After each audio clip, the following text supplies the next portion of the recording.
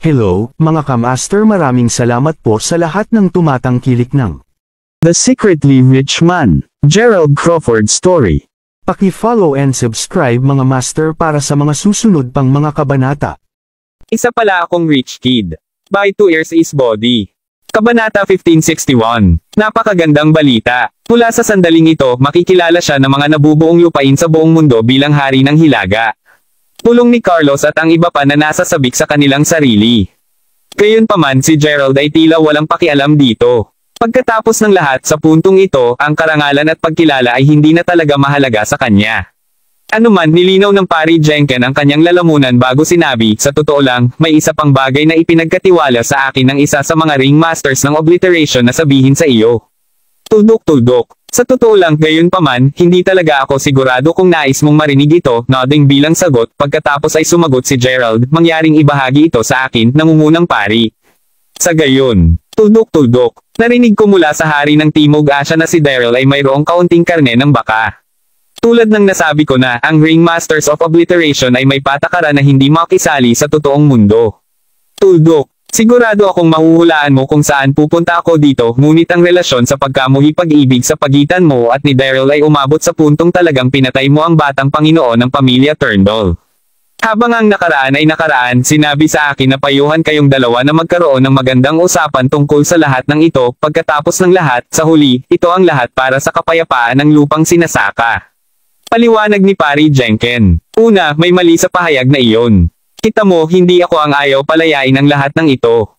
Sa katunayan, mapagkakatiwalaan mo ako kapag sinabi kong ang ibang tao ang hindi ako pinapaubaya. Anuman, ngayon na nagsalita ka na lahat, maaari akong sumangayon na makipagkita at makipag-uusap kay Daryl sa sandaling ipakita ang pagkakataon. Gayunpaman, papayag lamang ako na gawin ito kung unang palabasin niya ang mga miyembro ng aking pamilya. Sagot ni Gerald sa isang diretso ngunit casual na paraan upang kahit ang isang idiot ay lubos na maiintindihan ang kanyang mensahe. Daryl ay naglalaro ng larong ito para sa pinakamahabang oras, gumagawa ng tumpak na mga kalkulasyon at kahit na pagmamanipula ng mga ninuno ni Gerald, lahat para sa paglaon na makitungo kay Gerald. Sa pag-iisip na iyon, maliwanag na si Gerald ay labis na nasaktan ng matandang iyon. Sa kabila ng magagandang payo mula sa Ringmasters of Obliteration, hindi basta hahayaan ni Gerald na ganoon kadali mawala ang matandang iyon. Kailangang magbayad si Daryl para sa lahat ng pinsalang nagawa niya sa kanya. Itabi ang kanyang galit sa matandang iyon, lubos na naintindihan ni Gerald na ayaw ng Ringmasters ng Obliteration na saktan niya ang mga inosenteng tao o makialam sa mga secular na bagay. Pareho sa mga iyon ay natural na walang isyo para kay Gerald. Masarap pakinggan iyan. Ngayon ay makakabalik ako at mabigyan ang mga Ringmasters ng magandang paliwanag. Sa gayon nang walang pag-aalinlangan pa, magpapahinga na ako noon, Master Gerald. Pagkaalis ng pari, agad na nagsimulang mag-chat ang bawat isa sa isa't isa. Anong dakila at kagalang-galang na pamagat ang hari ng Hilaga. Habang nakikipag-chat ang iba, alam ni Gerald sa katotohanan na hindi pa siya makakahanap ng kapayapaan. Kung tutuusin, napakaraming bagay na kailangan pa niyang gawin sa hinaharap. Ang magagawa lang niya pansamantala ay umaasa na ang mga miyembro ng kanyang pamilya ay ligtas pa rin at maayos. Ang pangalawa ay natapos ang kanyang pag-iisip, isang malakas na putok ang maririnig bago magsimulang umiling bigla ang barko. Nang maramdamang ang mga alon sa ilalim nila ngayon ay marahas na nag-churn out sa asol, natagpuan ni Gerald ang kanyang sarili na nakakunot ang kanyang mga mata, nagtataka kung ano ang nangyayari. Sa pamamagitan ng pagsisikap, ang mga alon ay agad na naging kalmado kahit na halos kaagad pagkatapos, isang napakalaking puwersa ang nakakuha ng atensyon ni Gerald.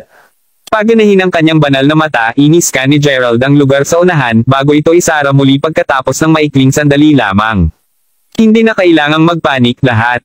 Papunta muna ako sandali, ngunit huwag mag-alala, babalik ako agad. Casual na sinabi ni Gerald bago siya dahan-daang lumayo. Sa loob ng bansa ng Yonem, ang matataas na bundok ay nasa kung saan man. Gayunpaman, mayroong isang bundok, lalo na iyon ay napakataas na umakyat sa itaas ng mga ulap. Tuldok-tuldok. Halos na ito ay konektado sa kalangitan sa lupa, ang bundok ay aptly pinangalanan Altview.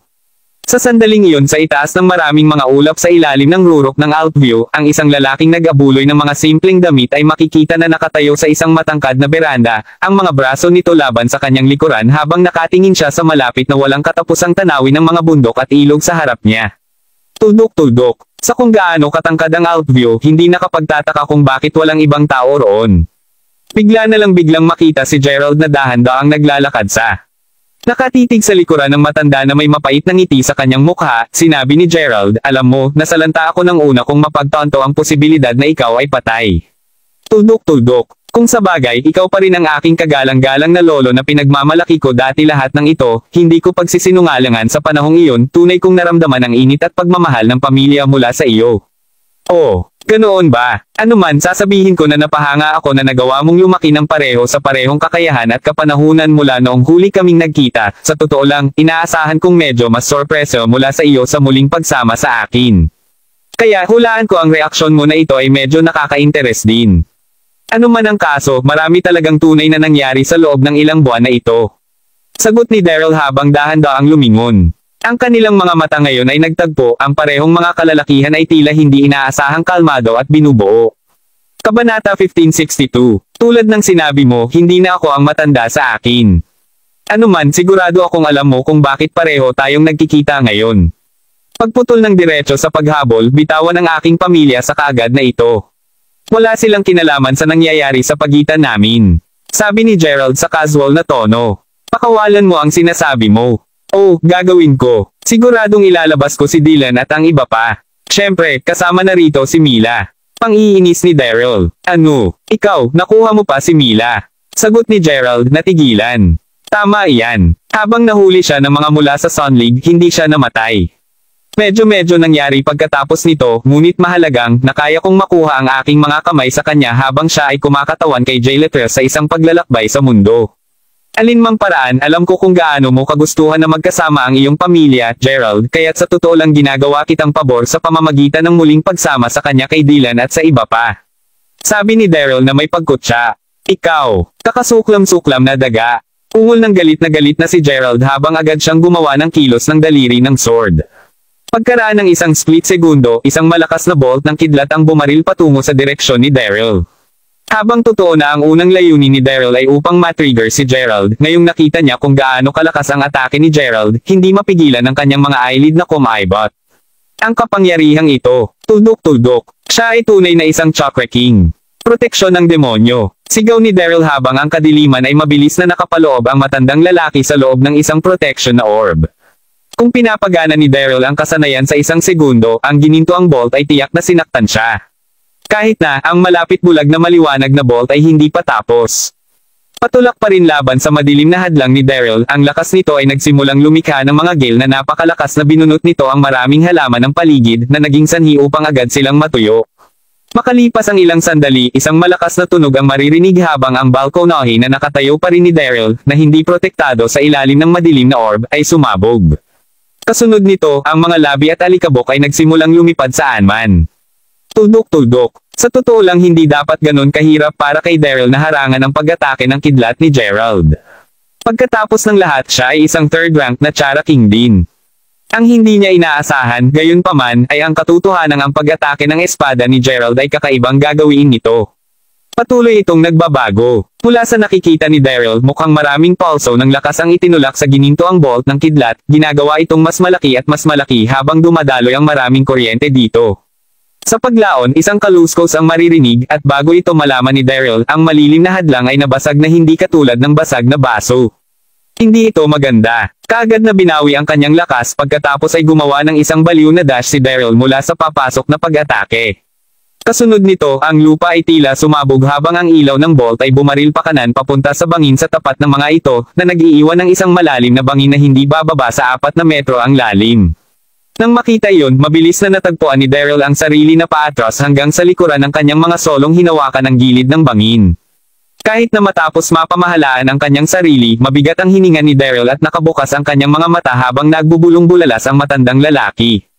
Tuldok-tuldok. Ano? Anong uri ng pag-atake din iyon? Saan mo natutunan yan? Basta alam mo, bukod sa Thunder Eruption, mayroong ibang kasanayan na tinatawag na Ninth Skyblade. Bilang isang walang kwenta, ang kasanayang ito ay partikular na idinisenyo upang kontrahin ang mga kapangyarihang kasamaan tulad ng sa iyo. Paliwanag ni Gerald sa isang may galit na tono. Panipi tuldok-tuldok-tuldok. Gaano ka panipaniwala? Totoong lumilitaw na minana mo ang lahat ng kapangyarihan ni Limes. Gayunpaman, payagan akong ipaalala sa iyo na pareho kaming mga third-rank Chara Kings, Gerald. Inaasahan kong hindi mo ipalagay na talo ako sa iyo dahil lamang sa mayroon kang isang labis na kakayahan o dalawa. Anuman, medyo napagod ako sa mga nakaraang araw. Sa nasabing iyon, ano ang sasabihin mo sa isang tunggalian sa Dragon Tower ni Yonem sa tanghali bukas? Dahil mayroon kaming mapagpasyang laban kung sino ang nabubuhay o namatay, siguraduhin kong isama rin ang mga miyembro ng iyong pamilya. Ungol ni Daryl sa may yelo na tono habang nakalagay ang mga kamay sa likuran. Habang si Daryl ay may mukha sa poker, isang tuloy-tuloy na pag-agos ng dugo ang tumutulo mula sa kanyang punit na mga palad at perlito. Kahit na ang mga ugat sa kanyang nanginginig na mga braso ay sobrang nakikita na ngayon ng tuluyan na itong magpulso dahil sa lahat ng stress na kaharap lamang nila. Kabanata 1563. Magaling. Tapusin natin ito bukas. Pagsang-ayon ni Gerald bago kaagad umalis. Segundo pagkatapos ng pag-alis ni Gerald, biglang nakatali sa dalawang panig ni Daryl ang dalawang mga anino. Kailangan kong igiit na nasobrahan mo siya, Panginoon ko. Gamit ang mahusay na spellmanation spell ng dragon sa kanya. Hindi mo ba naiisip na tinatrato mo siya ng medyo sobra? Tama iyan. Pagkatapos ng lahat, kahit na siya ay naging hari ng Hilaga at ngayon ay isang Chakra King na tulad mo, maliwanag na mas mababa pa rin ang kanyang kakayahan sa paghahambing. Ibig kong sabihin, hindi ka man lang nakalapag ni Gerald ng kahit isang hit sa iyo kanina. Kung hindi ito sapat na maliwanag, kapwa ang mga kalalakihan na nasa antas ng 8 ranggo na mga masters ay napakalapit kay Daryl. Bago pa sila makapagsabi ng anupaman, gayon paman, biglang nagsabog ng isang bukal ng dugo sa kanyang bibig si Daryl, na lumuhod makalipas ang mga tuhod. Aking Panginoon! Sigaw ng gulat na duo. Bago nila siya matulungan, ang nanginginig na si Daryl, na ang noo ay umapaw na sa pawis, ay sumigaw, "Huwag mo akong hawakan. Marami sa aking mga ugat ang nasira ng mahalagang chi ni Gerald. Kung hindi kami nag-iingat magiging kasing galing ko." Kasunod nito, ang nasugatang matanda ay tumingin sa direksyong naiwan ni Gerald, ligaw na pamitik ang kanyang puso at hindi maitago ng mga mata ang kanilang pag-iingat. Sa halos damdamin na tono, nagbulungan si Daryl na siya, ang kanyang kapangyarihan ay lampas na sa aking lakas, siya ay naging napakalakas. Walang alinlangan na magtatapos ako sa pagkatalo sa laban natin bukas. Kung gayon, ano ang dapat naming gawin, Panginoon ko? Tanong ng nagpapanik na duo ngayon. Ano pa ang magagawa? Mayroon lamang kaming natitirang mahusay na spellmanation spell ng dragon. Kung hindi ito maaaring ibagsak si Gerald, walang sino man sa planeta na ito ang lalapit sa pagiging kalaban niya muli. Totoong hindi isang kahabaan upang maangkin na si Gerald ay ang pinakamatibay na tao sa Earth. Sagot ni Daryl, masalimuot na emosyon ang sumasalamin sa kanyang mga mata. Kaya, ano pa ang nakatayo mo doon? Bilisan mo. Bumalik at simulang ihanda ang mahusay na spellmanation spell ng dragon. Bellowed Daryl. Hindi nagtagal bago ang labanan sa pagitan nina Daryl at Gerald ay nagsimulang kumalat sa paligid. Naturally, agad itong nagdulot ng isang kaguluhan sa mga miyembro ng lupang sinasaka pati na rin ang mga mula sa mga internasyonal na prestihiyosong pamilya. Isang labanan sa pagitan ng hari ng Hilaga at ng hari ng Timog Asya. Ang labanan na ito ay tiyak na bumababa sa kasaysayan. Sa pag-iisip na iyon, maraming mga dalubhasang lalaki mula sa kapwa-lupain ng paglinang at kilalang mga pamilya ang mabilis na nagtungo sa Yonem sa buong gabi. Tuldok-tuldok. Bukod doon, ang balita tungkol sa paparating na labanan ay nagsimula rin ng isang undercurrent sa Yonem. Napakalaking mga kaganapan tulad ng mga ito ay nangangailangan ng mga tao na sa kalaunan pumili ng isang panig pagkatapos ng lahat. Ang isang mali o walang ingat na pagpili ngayon ay tiyak na makakaapekto sa anumang pag-unlad sa hinaharap ng mga pamilyang kasangkot. Sa isang paraan, ang paggawa ng mga desisyon sa puntong ito ay hindi katulad ng paglalagay ng mabibigat na pusta. Naiintindihan na hindi ito sulit sa pagkawala, mabilis na sinimulang pagsaliksik ng mga kapangyarihan ng background ni Gerald, inaasahan na piliin ang kanang bahagi sa lalong madaling panahon. Nakatutuwang sapat kahit na naisip niyang hindi siya sikat, marami ang napunta sa pagpili ng bagong hari ng Hilaga. Karamihan sa kanila ay mula sa mga pamilya ng pangalawang klase sa loob ng Yonem at kasama sa kanila ay ang Jenks, ang pamilya ni Joseph. Anuman tila hindi mapahinahon ni Gerald ang kanyang isip sa gabing iyon. Sa kabila ng katotohanang naliligo siya sa isang buwan na mainit na bukal ng walang sinumang nakikita, maraming mga bagay lang ang nakakaabala kay Gerald sa ngayon. Mula sa sinabi ni Daryl, nagawa niya ang lahat ng ito upang makuha lamang ang Herculean primordial spirit ni Gerald. Bukod doon, ang matandang lalaki ay tila nagtayo ng mga lihim na koneksyon sa ilang mga puwersa din ni Jayletra. Alinmang paraan, alam ngayon ni Gerald na si Mila ay tunay na nasa Jayletra sa buong oras na ito, at na kahit papaano ay nagawa niyang makakuha ng sapat na pagkilala upang mabigyan ng kapangyarihang maglakbay patungo sa lupa at gumawa ng negosasyon sa ngalan ni Jayletra. Gayunpaman sa huli, nahuli siya ni Daryl na umaasang gagamitin siya upang bantayin siya. Sa gayong mga mataas na pusta na nasa peligro, hindi naglakas loob si Gerald na maging pabaaya, hindi ito nakatulong na hindi siya nakipag-ugnay sa alinman sa mga puwersa sa Jailetre dati. Kabanata 1564. Para sa lahat ng alam niya, ang King of Judgment Portal ay lubos na nakakaalam ng isang bagay o dalawa tungkol sa lahat ng ito. Ano man ang kaso, sigurado si Gerald na ang karamihan sa mga puwersang iyon ay magiging napakalakas. Impyerno, maaaring may isang taong kasing lakas niya. Gayunpaman, alam ni Gerald na kailangan pa niyang iligtas si Mila at ang kanyang pamilya bukas. Sa pag-iisip na iyon, pagkatapos ay ipinikit ni Gerald ang kanyang mga mata at nagtatangkang magpahinga at magnilay. Sa paglaon, nawala sa kanya ang oras ng oras, maya-maya pa ay may isang malakas na boses na bumulol, "Humph! Paano ang isang malaking manor na tulad nito ay ganap na wala ng mga tao?" Sa katunayan, hindi ba ito ang isa sa nangungunang manors ni Yonam? Totoong inaasahan kong makakakita ng maraming mga kilalang tao dito. Dagdag ng ibang tao. Kasunod nito, ang ilang kabataan, kapwa lalaki at babae, at ilang iba pang mga batang-batang Panginoon ay makikita na pumapasok sa venue sa isang pangkat. Dahil ang mga maiinit na bukal ng manor na ito ay kilalang kilala, ang mga bumisita sa Yonam ay madalas na dumaan, na marahil kung bakit ang mga taong ito ay narito sa una. Anuman, upang isipin na ang security guard na nasa pintuan ay talagang inaangkin na may nag-book sa buong lugar na ito. Marahil siya ang dahilan kung bakit walang ibang nakapasok. Sabi ng isang pambabae na boses. Kalimutan mo na siya. Sa totoo lang, kung may sinabi siyang iba pang salita kanina, siguradong patumbahin ko siya.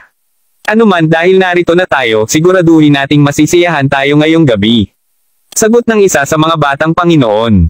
Sa sobrang lakas nila, si Gerald, na sinusubukan pa ring magpahinga sa mga hot spring, ay medyo nakasimangot.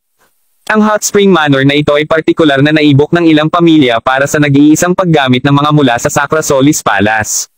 Sa pag-iisip na iyon, ang mga hindi nasiyahan na taong ito ay tiyak na itinuturing na mga trespasser.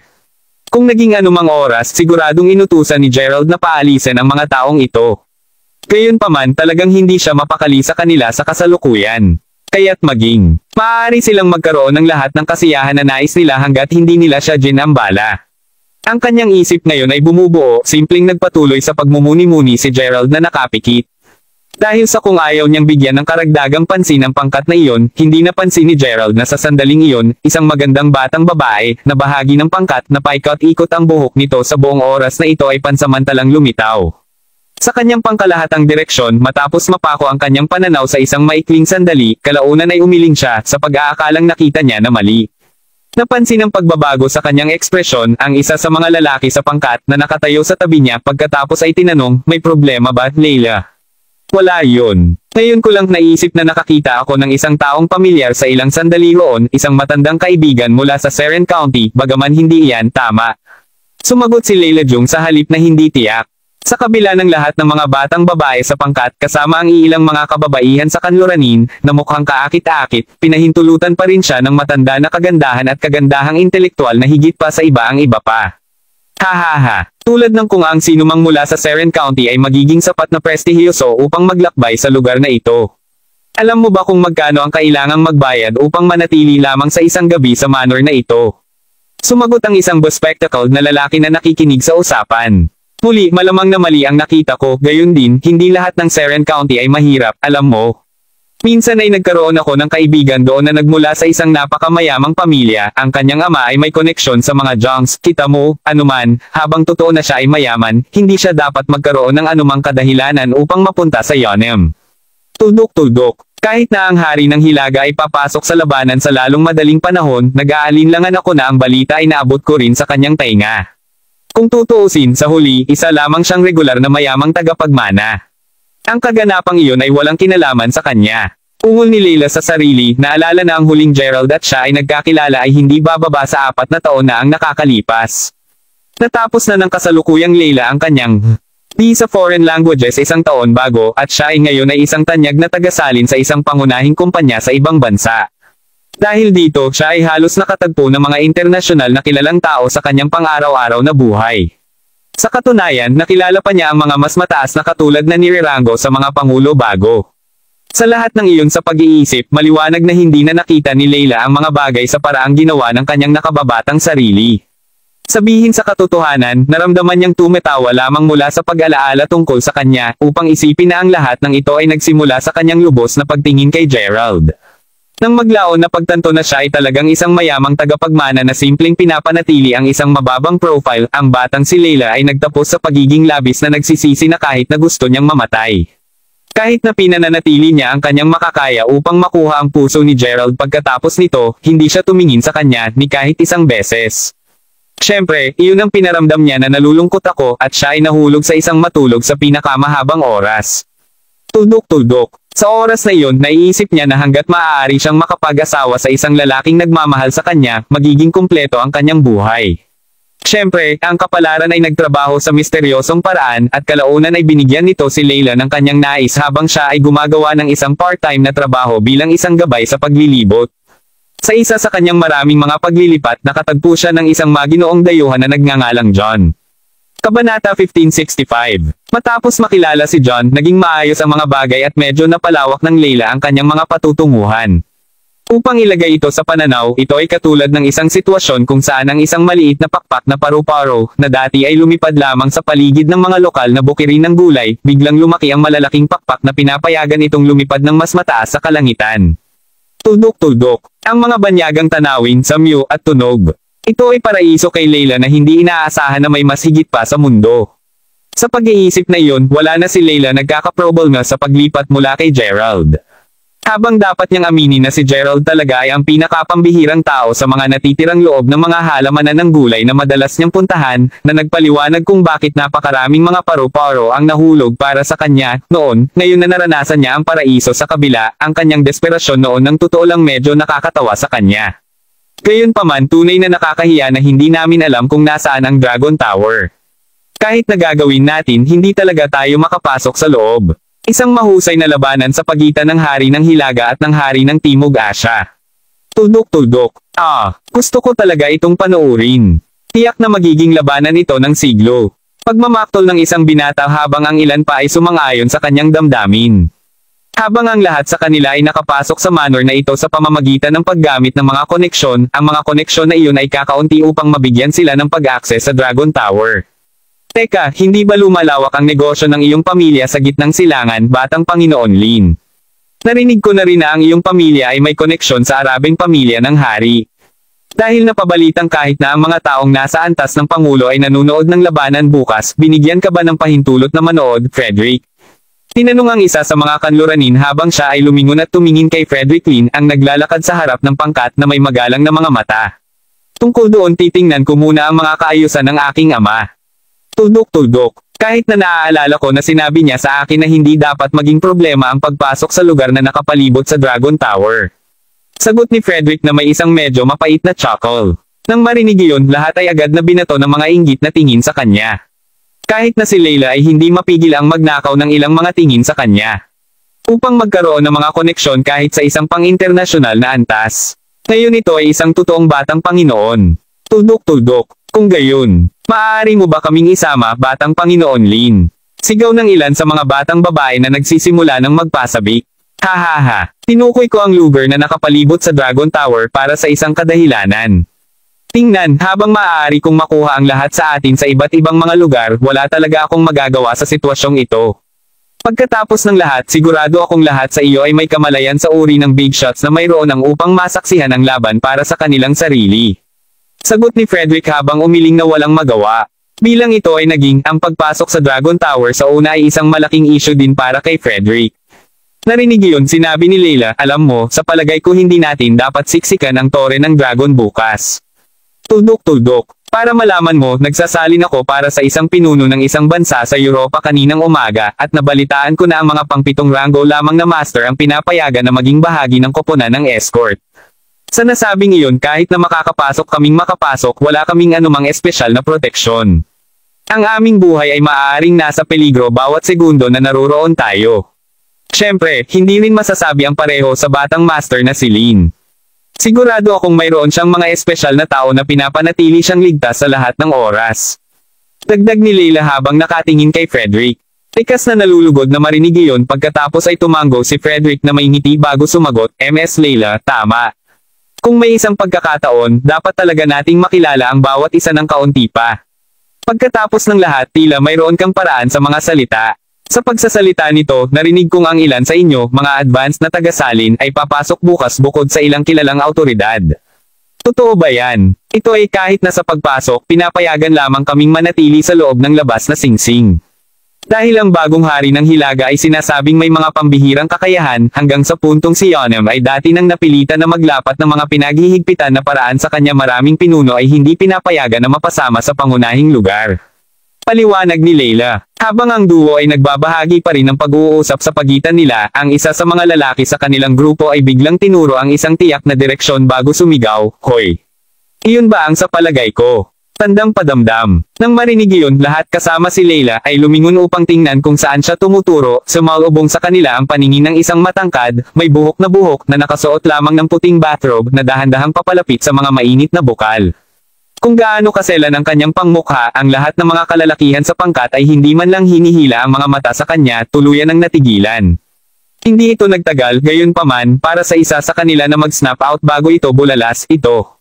Siya talaga ito. Ito ang international artist Yelena Song. Ang nangungunang beauty queen ng Asia. Panipi. Kabanata 1566. Habang ang ilan sa mga kalalakihan ay nakagagaling pa rin mula sa kanilang unang pagkabigla, ang iba ay nakatingin na sa kanya na may kasakiman na mga tingin habang sinabi nila, ano ang ginagawa niya dito sa Yonem? At bakit siya nagbihis ng ganito kagabi ngayong gabi? Hindi binigyan si Yelena ng pamagat ng pinakamagandang babae sa Asia nang walang kadahilanan. Sa nasabing iyon, sa mga lalaking tulad nila, medyo nasa antas siya ng isang hindi maaabot na diyosa. Anuman dahil sa kanyang kagandahan, hindi mabilang na mga mayayamang tao ang hinabol siya mula nang siya ay sumikat. Habang natural na nangangahulugan iyon na maraming malalakas na puwersa ang sumusuporta sa kanya, wala sa kanyang mga humahabol na talagang nagtagumpay. Sa pagtingin sa kanya, kinailangan ni Frederick na aminin na siya ay labis na maganda. Mismong si Leila ang nagsulyap ng isang paningin na naiinggit sa kagandahan. Sa puntong ito, napagtanto ni Yelena na tinitigan siya. Paglingon upang tingnan ang pangkat ng mga taong nakikipagkulitan sa kanya, agad siyang nagsimulang mamula, labis na kinilabutan ng mga manunood. Narito lamang si Yelena mula nang sinabi ng pangunahing puwersa na sumusuporta dito na samahan ang hari ng Hilaga ngayong gabi, inaasahan na garnering ang kanyang puso sa proseso. Naturally, kung mayroon kang iba, hindi si Yelena ang sasang-ayon dito kahit kaunti. Gayunpaman si Gerald ay hindi lamang isang walang sinumang tao. Siya ang hari ng Hilaga, isa sa pinakamalakas na tao sa planeta. Sa nasabing iyon, sino ang hindi gugustuhin na ang isang bayani ay maging kasintahan nila? Anuman, hindi niya inaasahan na mayroong maraming mga tao dito na ipinaliwanag kung bakit nararamdaman niya ang labis na pagtataka. Anuman ang kaso, napanood ni Yelena habang ang ilan sa mga kalalakihan sa pangkat ay nasa sabik na sumugod at binati, "Malugod akong makilala ka, Diyosa Yelena." Bagaman sila ay masigasig, simpleng lumingon siya upang tingnan muli ang binata na nagpapahinga sa mga mainit na bukal. Tuldok-tuldok. Nakita niya siya sa isang larawan dati, at inamin niya na siya ay charismatic. Ngayon na ang real deal ay nasa harap niya, gayunpaman, naramdaman ni Yelena na ang larawan ay hindi nagbigay sa kanya ng hustisya. Walang anuman kundi si Gerald sa kanyang puso at kaluluwa, at halos imposible para sa iba pang mga kalalakihan na makuha ang kanyang pansin. Napagtanto na hindi pinapansin ni Yelena ang kaibigan, si Frederick, na pinuno ng pangkat, ay agad na nahihiya. Pagkatapos ng lahat, wala pang tao ang naglakas loob na bigyan siya ng mukha. "Yelena, hindi mo ba naisip na medyo mayabang ka? Paano mo hindi pinapansin ang aking mga kapatid na nagmamadali silang sumalubong sa iyo?" Pagkutsa ni Frederick habang papalapit sa kanya, inisa ang tono. Bilang tugon si Yelena na nakatayo na sa likuran ni Gerald, ang kanyang mga mata na sumasalamin kung gaano siya kaakit-akit, hindi man lang nag-abala na bumalik upang tingnan si Frederick habang sumagot siya, "Narito lang ako ngayong gabi upang makasama si G. Crawford." Sa nasabing iyon, walang ibang karapat-dapat pansinin ko. Ikaw. Ang lakas ng loob mo ng tingin sa akin, bitch. Ako lang at si Frederick Lin. Huwag sabihin sa akin na hindi mo alam kung sino ako. Sinasabi mo bang hindi ako karapat-dapat kaysa sa iyo na si G. Crawford? Bullshit. Umungal ang galit na si Frederick habang nangangalot ng ngipin. Narinig iyon, lumingon si Yelena at tumingin sa bastos na lalaki na may isang matitig na tingin habang sinabi, "Gayunpaman, pigilan ang iyong sarili ngayon kung hindi mo nais na makarating sa anumang kaguluhan." Sa itsura nito, naramdaman ni Yelena na ang mga taong ito ay hindi man namalayan kung sino ang tao sa mga hot spring, kaya't siya ay gumawa ng isang karagdagang hakbang upang payuhan sila. Gayunpaman si Frederick ay walang alinman sa mga iyon. Nakatingin kay Gerald, pinaalalahanan ni Frederick ang kanyang sarili na walang isang tao na hindi niya naglakas loob na mapahamak hanggang sa puntong ito. Idinagdag iyon sa nakakasakit na ugali ni Elena sa kanya, nagpa siya si Frederick na ipalabas ang lahat ng kanyang galit kay Gerald. So, mas pinahahalagahan mo siya kaysa sa akin ha? Mabuti. Tupainin kita ng mga salita mo. Tingnan natin kung sino ang taong may totoong kapangyarihan ngayon. Napaisip si Frederick sa kanyang sarili habang agad niyang kinuha ang isang kalapit na bote ng alak. Bago ibuhos ang lahat ng nilalaman nito sa mga hot spring. Kabanata 1567. Kapag walang laman ang bote, pinagtawanan niya bago itapon sa lupa ang bote. Sa mga shard ng salamin na nagkalat ngayon sa kanyang mga paa, naman ang tingin ni Frederick si Gerald, nais na makita kung ano ang sasabihin niya doon. Si Elena naman ay may mortified expression sa mukha. Kung sa bagay, alam na alam niya kung sino ang taong ito. Panipi tuldok-tuldok-tuldok. Bobo! Sigaw ni Gerald. Matapos mailagay ang isang puting tuwalya sa kanyang mukha, sa wakas ay nagsimula ng mag-enjoy si Gerald sa kanyang mga hot spring. Ngayon na nagambala siya ng bufo na ito, hindi siya nasiyahan. Ikaw, ano na lang ang sinabi mo? I bet hindi mo pa alam kung sino ako, di ba? Alam mo lang, ang aking ama ay may koneksyon sa pamilya ng hari ng Saudi. Angal ng galit na Frederick. Tahimik lamang ang naging tugon ni Gerald. Pagkatapos ng lahat, naririnig na niya ang maraming mga yabag na mabilis na papalapit, at sa loob ng mga segundo, higit sa 10 kalalakihan ang nakapalibot sa lugar. Sa pagtingin sa taong tila pinuno ng pangkat, ang may kasuotan na nasa katanghali ang lalaki ay may takot na takot sa kanyang mukha habang sumisigaw, gaano ba kalaki ang mga tao na nakapagbuno.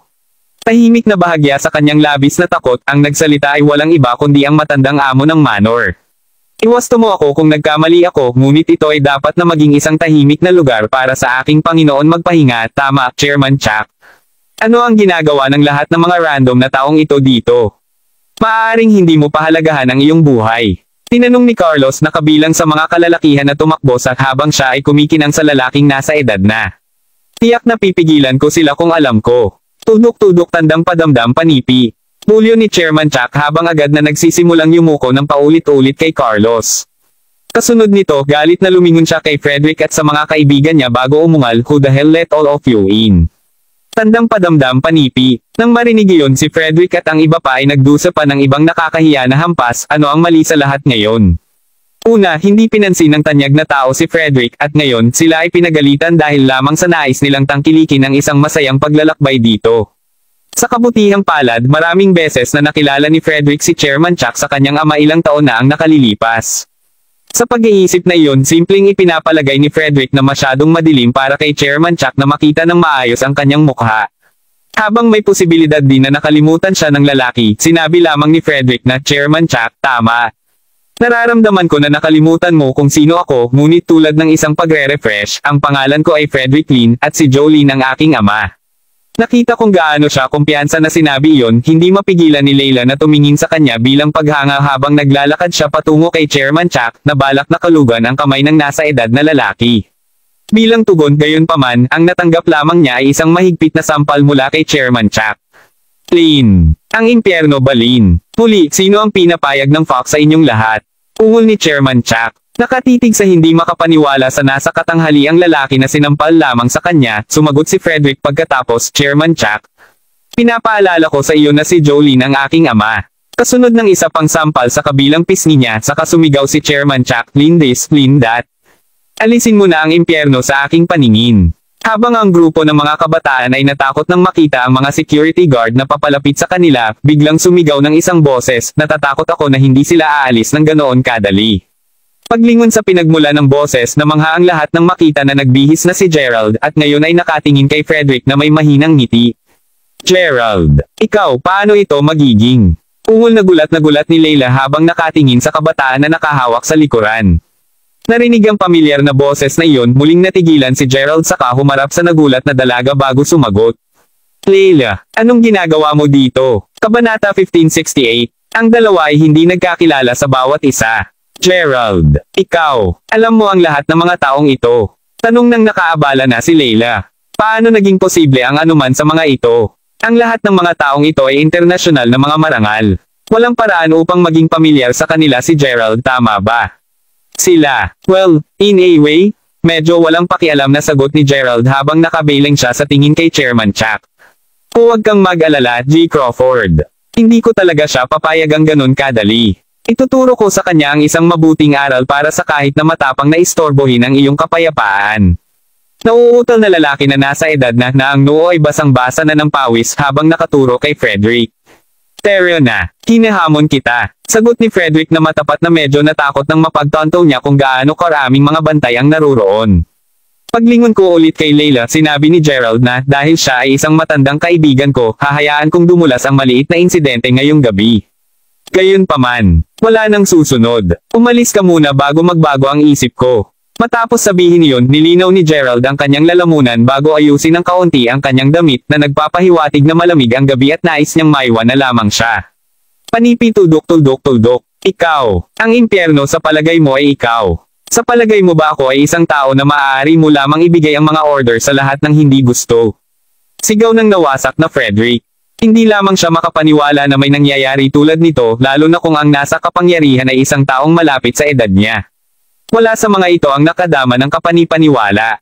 Oh, hindi mo balak pumunta kahit pinayagan kitang umalis sa isang piraso? Tanong ni Gerald habang nakatitig kay Frederick na medyo sumimangot. Crawford, maaaring ito ang iyong teritoryo, ngunit kung sapat ang iyong pangahas, bakit hindi mo ako sasama sa Saudi Arabia? Sisiguraduhin kung magtatapos ang iyong buhay nang hindi mo alam kung ano ang pumatay sa iyo. Markahan ang aking mga salita. Ungol ni Frederick na ang mga mata ay namula na sa sobrang galit. Nang makita na ang mga bagay ay hindi nakakakuha ng mas mahusay at pag-unawa na si Frederick ay magpapatuloy lamang na mas lalong magalit, simpleng tumingin si Layla nang walang magawa kay Gerald, umiling bago sinabi, iyon ay sapat na, Gerald. Hindi mo ba naisip na kumilos ka na ng sapat? Hindi mo ba talaga alam kung gaano tunay na makapangyarihan ang pamilyang Lin? Habang alam kong mayaman ka, napakatindi ng mundo, alam mo ba? Ilan pa sa iyong nakita? Inaasahan kong mapagtanto mo na maraming iba na mas malakas kaysa sa iyo. Talaga bang naiisip mo na mabubuhay ka ng mapayapa pagkatapos na masaktan ng iyong masterling ngayong gabi? Tingnan, bago ko magbago ang isip ko, mas mabuti mong i-drag mo rito ang iyong mga kaibigan at iyong batang Panginoon mo. Sasabihin ko ito ngayon na ang Yonem ay hindi na isang mapayapang lugar, kaya mas mabuti nang hindi ka na manatili pa rito, sagot ni Gerald na talagang hindi na mapakali sa kanila. Pinapanood habang siya ay lumingon at umalis, agad na nag-spike ang galit ni Layla, na nag-udyok sa humamak na batang babae na umungol, sino lamang sa palagay mo ikaw, Gerald? Alam mo ba kung ano ang posisyon ko ngayon? Wala kang ideya kung sino ang pamilyar sa akin. Bago pa mapalayo ang nagagalit na batang babae, isang batang lalaki na nagmando ay tumakbo kay Carlos bago magalang na sinabi, maraming mga pangunahing dignitaryo ang naghihintay sa pintuan, Panginoon.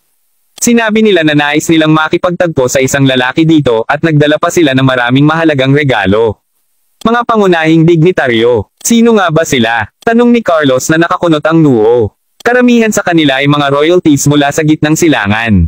Tulad ng para sa natitira, sila ay tila mga maharlika mula sa Timog Asya. Sagot ng batang lalaki na nagkasundo. Panipi tuldok. Iyon. Ano? Ang gulat na gulat ni Layla sa sarili. Matapos basahin ng batang lalaki ng errand ang mga pangalan ng lahat ng mga marangal, natagpuan sina Layla at Frederick na sandali ay napanganga. Ang mukha niya ay kumikislot mula sa lahat ng pagkabigla, kalaunan ay nakahanap ulit si Layla ng kanyang boses habang nagbubulungan siya. Tuldok. Sino? Sino nga ba si Gerald? Bakit ang lahat ng mga bigwigs na ito ay pumupunta upang makita siya? Si Frederick mismo ay sa wakas ay napagtanto kung anong uri ng tao ang ginugulo niya kanina. Tuldok. Ngayon ay tuluyan ng napuno ng takot, lahat silang agad na nagtangkang umalis. Gayunpaman, bago pa man makadaan ang sinuman sa ilang mga hakbang, ipinatong ni Carlos ang kanyang kamay sa balikat ni Frederick bago nginisyan, hoy ngayon, maliit na bata. Hindi ka umalis nang pinayagan ka namin. Ano ang pagmamadali ngayon? Anong gusto mo? Nauutal na sabi ni Frederick na may gulp. Sa gayon, dahil labag sa mga patakaran ng Sacra Solis palas na patayin ka, hindi ko ito gagawin. Tuldok. Gayunpaman sagot ni Carlos habang lumingon siya upang tumingin sa mga mainit na bukal kung saan ibinuhos ni Frederick ang alak kanina. Sa gayon, habang ikaw ay nakaligtas sa parusang kamatayan, hindi ganoon kadali para sa iyo na makatakas sa parusa. Sa nasabing iyon, lahat kayo ay dapat uminom ng lahat ng tubig sa pool na ito. Kung hindi man, sisiguraduhin kung ihahagis ko kayong lahat sa ganap na mga kalagayan na ginang. Dagdag ni Carlos sa isang mahigpit na boses, isang malamig na ngiti sa kanyang mukha. Kabanata 1569. Hindi nais na mamatay, sumunod lamang si Frederick at ang iba pa. Habang sila ay walang magawa na nagsimulang uminom ng tubig sa mga mainit na bukal, isang malaswang ngiti ang makikita sa mukha ni Carlos. Tuldok. Mabilis na maaga sa susunod na umaga, maraming tao ang nakikita ng nagkatipon malapit sa libu-libong taong gulang na Dragon Tower ni Yonem. Sa tuktok ng matibay 300 metro na taas na gusali na dumampi sa kalangitan, maraming tao ang makikita na nakatali roon. Tuldok-tuldok. Tulad ng inaasahan, sila ay mga miyembro ng pamilya ni Gerald. Bukod sa kanila, nandoon din si Mila, kahit na nakatali siya sa isang haligi ng bato sa halip. Sa buong panahon ng kanyang pagkabihag, sinabi ni Daryl kay Mila ang lahat. Sa kabila ng pagkawala ng kanyang alaala, alam ni Mila sa isang katotohanang may isang taong masipag na naghahanap sa kanya sa mga nakaraang taon. Sa pag-iisip na iyon, sabik siyang makita kung ang kalaban ni Daryl ay tunay na ang tao na labis na sinubukan ng kanyang puso upang matandaan ang buong oras na ito. Tuldok-tuldok. Tungkol kay Dylan, kahit na siya ay isang napakahusay na tao, nakatingin siya ngayon kay Darlie habang nagmamakaawa, naglagay ka ng napakaraming mga bitag para kay Gerald. Si Gerald ay wala ring mga galit sa iyo. Tuldok-tuldok tandang padamdam. Bakit dapat magtapos ito sa pagkamatay ni Gerald? Walang silbi ang subukang akitin ako palabas dito. Swerte lang niya na pinili siya ng tadhana na magkaroon ng napakahalagang halaga. Kung sisihin mo ang sinuman sa kanyang pagkamatay pagkatapos ay sisihin mo ito sa kapalaran. Sagot ni Daryl habang umiling siya na may mapait na ngiti sa labi. Narinig iyon, galit na sumagot si Mila, inaasahan kong hindi mo nakakalimutan na maraming iba pang mga makapangyarihang tao ang nagbabantay sa iyo, Daryl.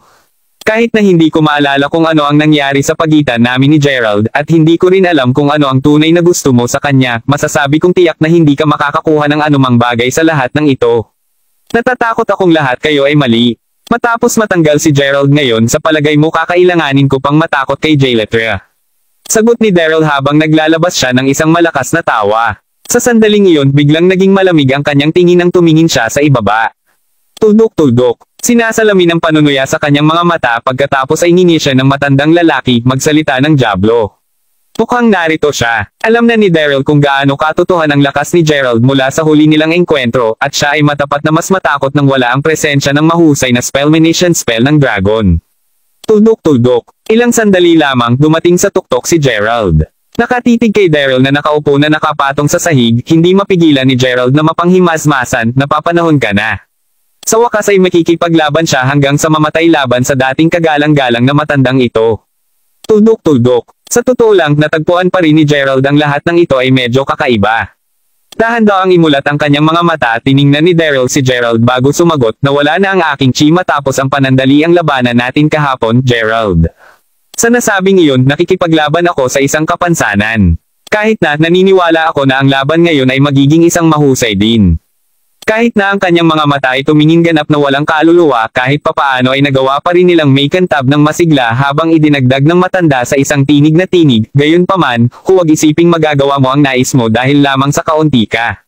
Mas malakas sa akin ngayon. Tulad ng sinabi ko dati, ang mundo ay isang malaking lugar at palaging may mga bagay na hindi mo pa nakikita. Ano man, magpapusta ako sa iyo ngayon. Mahalaga kung mapapatay kita ngayon, hindi lamang ko papatayin ang buhay ng lahat ng mga miyembro ng iyong pamilya, ngunit papatayin ko rin ang natitirang mga tao mula sa Sacra Solis Palace. Gayunpaman, iniiwan ko din sa iyo ang pagpipilian ng pagpatay sa iyong sarili sa harap ko ngayon. Sa pamamagitan nito, ay laluwas ko kahit papaano ang buhay ng mga tao mula sa Sacra Solis Palace. Oh, isang pusta na sinasabi mo. Bago ito, payagan akong ipaalala sa iyo na nagkakaroon kami ng labanan na ito sa unang lugar upang malutas ang aming mga pagkagalit. Gayon din, sigurado akong mas handa ka ngayon dahil hindi ka nakakakuha ng isang bagay mula sa akin kahapon. Bumabalik sa pusta, sinasabi mo bang nais mong ipuste ko ang buhay ng mga miyembro ng aking pamilya at lahat ng mga mula sa Sacra Solis Place kapag malinaw na mayroon kang mga trick na nakaplano sa iyong manggas? Naniniwala ako na patas lamang kung magdusa ka ng katumbas na talo, dapat ba akong manalo sa halip, hindi? Sa nasabing iyon, sa oras na wakasan ko ang iyong buhay, tatapusin ko rin ang buhay ng lahat ng mga nagbubungkal na Crawfords din. Deal. Nang marinig iyon, isang pahiwatig ng hindi pag-aliw ang pansamantalang makikita sa mga mata ni Daryl. Gayunpaman, mabilis na gumaling ang matanda bago malamig na sumigaw, sumasang-ayon ako. Sa labas ng paraan na iyon, ipakita sa akin kung gaano kakatapang ngayon. Ang pangalawa ay natapos ang kanyang pangungusap, lumitaw si Daryl na tumutok ng husto sa isang segundo, at ang susunod na alam ng sinuman, isang maliwanag na flash ang makikita. Nakuha muli ang biglaang ningning, lahat ay nakatingin ng malapad ang mata, itim na tauhan na nasa kanang kamay ni Daryl, itinuro ang tauhan kay Gerald, na parang ito ay isang magic wand, ang lahat ay nanood habang panandalian itong naging blur, at umabot hanggang sa 20 metro ang layo mula sa Daryl. Gamit ang pinahabang tauhan na mabilis na nagmamadali patungo kay Gerald, alam ng lahat na ang malaking labanan ay sa wakas nagsimula. Kabanata 1570. Bilang tugon, pinadyak ni Gerald ang kanyang paa sa lupa dahilan upang siya ay lumipad sa hangin. Kung saan man dumaan ang pinahabang tauhan, ang mga malalakas na pagsabog ay susundan habang nagwawasak ito sa buong lugar. Matapos ang ilang mga haligi ng bato ay nawasak sa anupunan, ngunit ang rubble, ang ginawa lamang ni Daryl ay iginawad ng bahagya ang kanyang kamay para sa mga tauhan na magsimulang muling umupo kay Gerald. Ito ay halos parang ang tauhan ay may mga mata. Tulad ng maraming mga pagsabog na maririnig, kumaway si Gerald ng kanyang sariling kamay upang harangan ang pag-atake. Isang ngiti ngayon sa kanyang mukha, pagkatapos ay pinitik ni Gerald ang kanyang mga daliri sa tauhan. At sa loob ng mga segundo, ang mga nakapirming kawani sa lugar ay nagsimulang pumutok ng malakas. Kahit na ang tip ng tauhan ay sumabog na sa 1,000,000 maliliit na piraso, ang napakalawak na chi ni Gerald ay hindi tumigil doon. Hindi, ang labis na chi ay talagang nagsimulang bolteng hanggang sa Daryl. Nagulat si Daryl ay bumulagta sa tamang oras para sa kanya upang lumipad mula sa lupa. Ito ay bahagyang 1 segundo mamaya kapag pinapanood niya ang lugar na dati niyang napatayo ay tuluyan na ring nadorog. Napakalaking epekto nito na ang 2 piraso ng bato ay natapos pa ring bumagsak sa base ng tower. Mabilis na muling nabawi ang kanyang paa, si Daryl ay maaaring palitan lamang ng tingin sa pagitan ng kanyang kawani na ngayon na nawasak at ang napakalaking butas na naiwan ni Gerald sa lupa. Tuldok-tuldok. Labis na kinilabutan, ang matandang lalaki ay mabilis na umiling mula rito bago masulyapan si Gerald at ungol, anong napakalawak chi. Mukhang tunay na minaliit kita. Sa kung paano nangyayari ang mga bagay sa ngayon, kulaan ko hindi kita matatalo sa normal na paraan, ha? Kasunod ng isang panunuya, binuksan ni Daryl ang kanyang mga braso ng malapad. Sa sandaling iyon, biglang lumitaw ang 2 berdeng dragon sa itaas ng kanyang mga palad, na lumilipad doon habang gumagawa sila ng isang tainga butas na tainga. Kasunod nito, ang kalangitan ay agad na nagsimulang magdilim habang ang malakas na mga bayarin ay humihip ng ligaw, na nagpapadala ng lahat ng nakaraang mga rubble na sayawan sa hangin. Sino mang nakatayo malapit sa tower ay may pakiramdam kung gaano kakaiba ang taktika ni Daryl, at nang makita kung ano ang nangyayari, agad na nagdilim ang ekspresyon ni Carlos habang sumisigaw, iyon. Tuldok-tuldok, ang spell ng Double Dragon. Kaya't ganito ang hitsura ng isang tunay na gyera sa pagitan ng Chakra Kings. Ito ay sobrang mapanirang, matapos itapon ang spell na iyon, muling lumundag sa langit si Daryl. Ang 2 dragon ay pa rin lumilipad sa itaas ng kanyang mga palad, pagkatapos ay ninisyon ni Daryl, sa huli, ikaw ay isang binata lamang, Gerald. Ipapaalam ko sa iyo na nalinang ko ang mga kapangyarihang demonyo na ito sa mga dekada. Totoo bang naiisip mo na makakaya mo ang lakas ng aking spell na Double Dragon? Ang spell mismo ay labis na makapangyarihan, at si Daryl ay ginugol ng 60 mahabang taon upang malaman lamang at pinuhin ito. Kahit na mula sa sandaling siya ay pinamamahala ang pinuhin ang spell sa kanyang buong kakayahan, Daryl ay hindi natagpuan ang isang dahilan upang gamitin ito. Pagkatapos ng lahat, ito ay isang kataas-taasang spell na may kakayahang sirain ang lahat. Sa kabila ng pananakot ng mga epekto ng spell, simpleng lumilingon si Gerald bago ngumiti habang umiling. Ang kanyang mga kamay sa likuran niya, pagkatapos ay sumagot si Gerald. Iyon ba? Galit hanggang sa puntong maramdaman niya ang kanyang dugo na kumukulo, pinandilatan ni Daryl ang mga sandang bago umungal, ikaw. Tuldok-tuldok, ikaw ay mayabang na maliit na tusok. Papayagan kitang matikman ang buong puwersa ng aking spell ng Double Dragon pagkatapos. Masayang mavaporize. Kasunod sa isang simpleng kilos ng kamay mula kay Daryl, isang tunog na nakakabasag sa lupa ang maririnig. Nakakabingi ang ugong na ang sinumang malapit sa lugar ay kailangang isara ang tainga. Kahit na ang kanilang mga tainga ay nagriring pa rin, wala nang may oras upang mabawi sa oras para sa susunod na, sa mga pusong lumaktaw ang mga beats at bukas ang mata, lahat ng naroroon ay nakatingin lamang habang ang 2 napakalaking mga dragon ay biglang sumulpat sa kanilang mga ulo mula sa kabila ng nagdidilim na ulap. Tuldok-tuldok, bago ang isa sa kanila ay nagsimulang singilin kay Gerald. Ito ay masyadong maraming. Ito ay malinaw na tulad ng araw na si Daryl Crawford ay binigyan ng pamagat ng Chakra King na may magandang kadahilanan. Kabanata 1571. Sa oras na maramdaman ng nagulat na si Julian na lumubog ang kanyang puso, ang masugid na berdeng dragon ay may pulgada na mula kay Gerald. Gayunpaman, ang susunod na alam ng lahat, isang gintong arco ng ilaw ang biglang lumitaw at buong binalot si Gerald. Ang pangalawa ay hinawakan ng dragon ang arko ng ilaw, agad itong binawi. Mula sa pananaw ng isang madla, mukhang may isang bagay na ikinagulat nito sa core. Diyos ko, ano ba ang taktika na ginagamit niya? Tandang padamdam. Mulalas nang nagulat na si Carlos na hindi man lang naglakas loob na kumurap habang nagpapatuloy ang labanan. Daryl natagpuan ang kanyang sarili pantay bilang nagulat din. Pagkatapos ng lahat siya, ng lahat ng mga tao, ay alam kung gaano katindi ang lakas ng spell ng Double Dragon. Habang alam ni Daryl na ipinatawag ni Gerald ang gininto ang arko ng ilaw na iyon upang protektahan siya mula sa pag-atake, wala siyang kahit kaunting ideya kung ano talaga ang arko ng ilaw. Hindi ito maaaring maging isang sandata ng mahika dahil hindi ito maaaring hadlangan ang spell ng Double Dragon. Tuldok-tuldok. Ang arko ay marahil ay hindi pinalabas sa pamamagitan ng paggamit ng panloob na lakas sa loob din. Pagkatapos ng lahat, walang lakas na panloob na lakas gaano man ito kalakas maaring hadlangan ang lakas ng spell. Sa lahat ng naisip, ano ang nangyayari? Ang puso niya ngayon ay karera, lumingon si Daryl upang tumingin sa kanyang berdeng dragon na halos na dematerialize mula sa art ng ilaw ni Gerald na nag-iisa. Makalipas ang ilang sandali, napanood niya habang si Gerald ay dahan-daang lumutang sa hangin. At ito ay sa sandaling iyon nang mapagtanto niya kung ano talaga ang nangyayari. Bagaman nagulat pa rin siya, lalong humigpit ang kanyang tingin habang idineklara niya, kaya, lumalabas na natutunan mo ang mas maraming mga lihim na diskarte kaysa sa inaasahan ko. Hindi nakakagulat na ang iyong mga diskarte sa pakikipaglaban ay laging kamangha-mangha. Kasunod nito, nagsimula na siyang muling makaipon ng kapangyarihan sa kanyang mga kamay, at sa oras na ito, ang parehong mga dragon ay nagsimulang singilin patungo kay Gerald. Sa pamamagitan ng mga spark ng kuryente na dumadaloy sa mga katawan ng mga dragon, pareho silang dumiretso sa proteksyon na kalasag ni Gerald. Sinasayang mo ang labis sa iyong mahahalagang chi, alam mo, Daryl. Natatakot ako na ang iyong mahahalagang chi ay tuluyan ng maubos bago mo pa ako labanan ng husto. Gayunpaman, sigurado akong alam mo na hindi mo ako matatalo gamit ang regular na paraan pagkatapos ng aming maliit na sagupaan kahapon. Tuldok-tuldok. Sa pag-iisip na iyon, hindi ko maiwasang magtaka kung nagpatuloy ka sa pag-aanyaya sa akin sa isang duelo na iniisip na mahina mapapatay ako ng spell mo. Sa kabila ng dalawang dragon na patuloy na gumagalaw sa protection na kalasag ni Gerald ng ilaw, ang ginawa lamang ay mas makapal ang mga layer ng kalasag.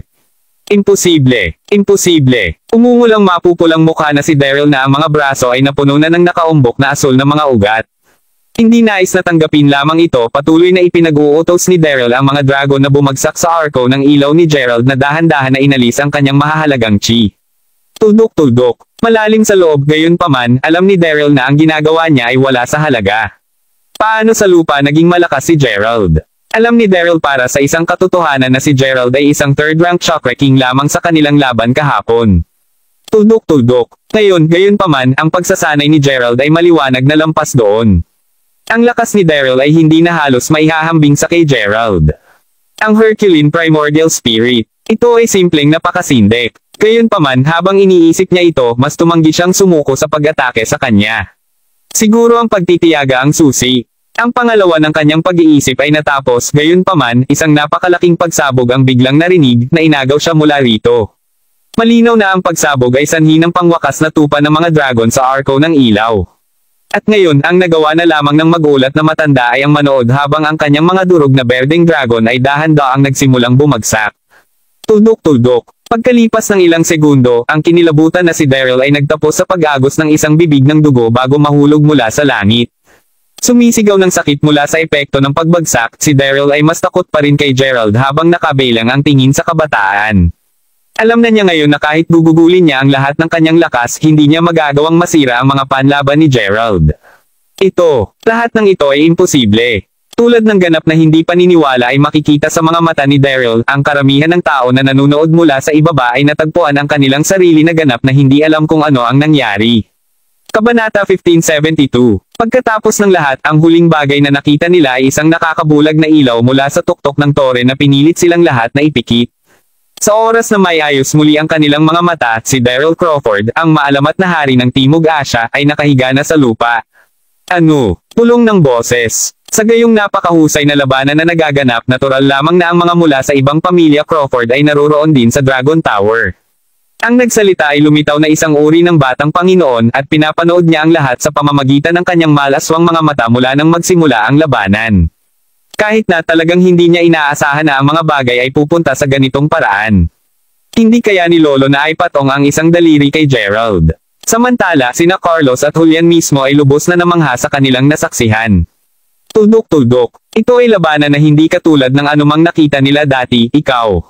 Maaari mo bang natutunan ang lahat ng mga natatanging diskarteng iyon mula sa Limeys? Kung ganoon ang kaso, ipinapaliwanag nito kung bakit hindi ako nakakahanap ng anumang mga tala ng mga kasanayang pinagkadalubhasaan niya, kahit na pagkatapos ng pagsusuklay sa buong sinaunang libingan. Tinanong ang nagtataka at namumutlang matandang lalaki habang dahan-dahang tumayo, ang mga mata ay nakadikit kay Gerald. Sa totoo lang, kung hindi mo nabanggit ito, tiyak na nakalimutan kong sabihin sa iyo ang tungkol dito. Ano man, may isang bagay na hindi ko sinabi sa iyo tungkol sa pagbabalik ko mula sa sinaunang libingan. Kita mo, si Brother Limeys ay walang mga pisikal na talaan na nakaimbak sa loob ng kanyang libingan, o hindi. Sa halip, naimbak niya ang lahat ng impormasyong iyon sa loob ng pendant na ito ng Jade. Kung iisipin, napakaswerte na hindi ko ito sinabi sa iyo tungkol dito. Sagot ni Gerald. Sa wakas nakikita ang mas malaking larawan pagkatapos ay tumango si Daryl bago sinabi, nakatutuwa. Gaano ka Jose ang kagiliw-giliw na? Sa halip na magpatuloy na magalit, si Daryl ay tumatawa na ngayon. Kapag tapos na siya, gayunpaman, mahinahon siyang umiling bago tumingin kay Gerald habang idinagdag niya pa rin, anong awa? Tudok-tudok panipi. Ano ang? Tanong ni Gerald. Nakakaawa na may access ka ngayon sa gayong talento na hindi makakakuha ang iba kahit na pagkatapos ng pagsasanay para sa maraming mga habang buhay. Isang awa na ikaw ngayon ay tunay na isang walang kapantay na henyo sa planeta na ito. Tudok-tudok. At ang panghuli ngunit hindi pa huli, isang awa na ikaw ang aking kalaban. Sa nasabing iyon, hindi ka makakatakas sa kamatayan ngayon kahit na ano paman. Iniisip ito, totoo lang medyo nasasaktan ako sa lahat ng ito. Kung ikaw ang tunay kong apo at wala kang Herculean primordial spirit sa loob mo, lahat ay tiyak na nawala sa kamangha-mangha. Isipin mo lang, ako at ikaw, lolo at apo. Sa pagsasama-sama ng aming mga kapangyarihan, madali naming mapangibabawan ang tatlong mundo. Sagot ni Daryl habang umiling siya na may mapait na ngiti. Gayunpaman, ngayon ay huli na para sa lahat ng kanais-nais na pag-iisip, tatapusin kita ngayon, Gerald. Kung hindi man wala na sa mundo ang makakapigil sa iyo sa kung gaano kabilas ang iyong pag-unlad. Dagdag ni Daryl. Ang pangalawa ay natapos ang kanyang pangungusap, isang itim na patay na ani ang biglang nagsimulang maganap bago ang dibdib ng matanda. Bagaman ang bulaklak ay kasing laki lamang ng palad ng isang may sapat na gulang, malinaw na habang araw na naglalaman ito ng isang pambihirang kapangyarihan. Tuldok-tuldok. Habang ang bulaklak ay dahan-daang lumutang sa kalangitan, isang sinag ng ilaw ang bumaril at ganap na binalot si Daryl. Halos isang segundo ang lumipas nang marinig ang isa pang malawak na pagsabog na maririnig mula sa ilalim ng Dragon Tower. Anong nangyayari? Ito ba ay lindol? Kahit na ang lupa sa ibaba ngayon ay nanginginig, ang nagtataka na karamihan ay agad na nagsimulang akala kung ano ang nangyayari. Nakatitig sa lahat ng nangyayari, nakita ni Gerald na nakakunot ang noo nito bago siya nagtanong, at anong spell ang ibinibigay mo sa oras na ito? Nanghihiram ako ng lakas mula sa buong bansa upang mapasimulan lamang ang sinaunang baybay na ito. Ang pinagsama ko ay naiwan bilang isang pamana mula sa mga sinaunang tao. Tinawag itong mahusay na spellmanation spell ng dragon. Tudok-tudok tandang padamdam. Natapos ang paliwanag ng pangalawang Daryl, sinimulan niyang singilin ang bulaklak sa buong lakas. Sa huli ng kanyang aura sa pagsasanay, ipinadala ni Daryl ang Dead Annie. Ang patay na ani ay ang tunay na bulaklak na ginugol ni Daryl ng mga dekada upang pangalagaan. Tudok-tudok. Ito ay isang napakalaking sandata ng mahika. Gamit ang kapangyarihan nito, maaari niyang mapahusay ang kanyang banal na kahulugan upang mapilit na simulan ang spell. Naturally, lahat ng kapangyarihang ito ay higit sa kung ano ang may kakayahang itago ng isang sandata ng mahika. Tudok-tudok. Sa pag-iisip na iyon, nagawa ni Daryl na malayo ito sa pamamagitan ng paggawa ng isang bagay na hindi pa nagagawa ng iba pa. Pinagsama niya ang patay na ani sa kanyang puso. Ito ay isang proseso na hindi maunawaan ng mga ordinaryong tao, ngunit sa huli, nag-ehersisyo ito para kay Daryl. Gayunpaman, nangangahulugan din ito na kahit na nakamit ni Daryl ang panghuli na sandata ng mahika, ang patay na ani ay ngayon ang kanyang puso. Sa kabila ng pag-alam na, si Daryl ay hindi nasaraan ng loob man lang. Hanggat mailalabas niya si Gerald, hindi niya alintana na isakripisyo ang kanyang buhay. Kabanata 1573. Sa patay na si Annie ay nagsama pa rin sa kanyang puso, imposible para kay Gerald na patayin si Daryl. Pagkatapos ng lahat, walang halaga ng lakas ang magagawang sirain ang panghuli na sandatang pang-magic. Gayunpaman, alam na alam ni Daryl na kung hindi niya gagamitin ang bulaklak upang simulan ang mahusay na spellmanation spell ng dragon, hindi niya magagawang aipatong ang isang daliri kay Gerald. Hindi niya papayagan ang umiiral na isang malakas na demonyo. Wala sa buhay niya. Sa pamamagitan nito, ang patay na ani ay nagpatuloy sa pagniningning ng mas maliwanag kaysa kailanman. Samantala, naganap ang malawakang pagkawasak sa paanan ng Dragon Tower. Tulad ng maraming draconic screech na pumuno sa hangin kahit na mas madilim na mga ulap ang nagsimulang lumipad patungo sa lugar na buong takip sa kalangitan. Tuldok-tuldok. Kahit na sa mga sinaunang tao, ang spell ay nagkaroon ng isang reputasyon para sa pagiging napakalakas. Sa sinabi na, ang mga pagbabago sa parehong kalangitan at lupa ay natural lamang sa sandaling ang spell ay cast. Tulad ng lahat ng ito ay nangyayari, sina Carlos, Julian, at ang natitira ay maaari lamang tumingin sa paligid nila sa halip na balisa. Ano ang kahulugan ng lahat ng ito, Landing Master? Tanong ng nag-aalala na si Julian. Bilang tugon, gayunpaman, simpleng umiling si Carlos, isang mapait na ngiti sa kanyang mukha. Pagkatapos ng lahat, alam niya para sa isang katotohanan na sa puntong ito, ang labanan sa pagitan ng dalawa ay hindi na niya maintindihan. Tuldok-tuldok, hindi kita pinapayagan na magpatuloy sa pamumuhay, Gerald. Sigaw ng matandang lalaki, na sinenyasan ng siyam na napakalaking mga obsidian na dragon na sumabog mula sa lupa, bawat isa ay pantay na galit na galit. Pagdating sa tuktok ng tower, lahat ng siyam na mga masasamang dragon ay parang magkakasabay na nila ang pag-atake kay Gerald nang umiling lang ang kabataan habang nakangiti ng mapait habang sinabi niya, sa palagay ko handa ka talagang magbayad ng anumang presyo, patayin mo ako. Ang mga madilim na nilalang ba na ito ay may kakayahang tuluyang matanggal si Gerald. Pinapanood habang umiling ang siyam na dragon pagkatapos ay inikot ang Dragon Tower bago sumisid upang atakehin ang proteksyon na kalasag na itinayo muli ni Gerald. Ang pangalawa ng pagkakabangga ay nangyari, gayunpaman, isang ilaw na nakakabulag ang sumilip sa buong lugar. Sinundan ng ilang sandali pagkatapos ng isang paputok na tunog na nagpadala ng mabangis na pag-agos ng hangin sa direksyon ng madla. Para sa mga walang gaanong pagsasanay, napunta sila sa madaling pag-iipon ng malalakas na bayarin, marami ang nakakabangga sa mga pader na bato. Sa kabutihang palad, ang ilan sa mga miyembro ng madla ay nagdala ng mga taong may mas mataas na ranggo, at naprotektahan sila dahil ang kanilang pagsasanay ay mas mataas. Sa kabuuan, mayroon lamang maraming pagsisigaw at labis na kaguluhan sa paanan ng Dragon Tower. Hindi alintana kahit na ang alikabok ngayon ay nasa buong lugar. Ang marahan ngunit unting maniacal na tawa ay maririnig. Tuldok-tuldok. Kung sa bagay, sa wakas ay natalo na niya si Gerald. Nang walang pag-aalinlangan, tiyak na magiging alikabok si Gerald sa puntong ito. Patuloy na tumawa ng ilang sandali pa, ang tawa ni Daryl ay napahinto ng tuluyan ng tumahimik muli ang alikabok. Tuldok-tuldok. Ayan na siya. Ang lalaking kinatakutan niya ngayon. Pinapanood habang ang hindi nasaktan na binata ay nagsimulang maglakad papunta sa kanya gamit ang kanyang mga kamay sa kanyang bulsa, nakita ni Daryl na nagbubulungan. Ano? Paano? Paano posible? Hindi lang siya makapaniwala. Ginamit niya ang patay na ani upang pasimulan ang mahusay na spellmanation spell ng dragon na alam na mamamatay siya sa paggawa nito.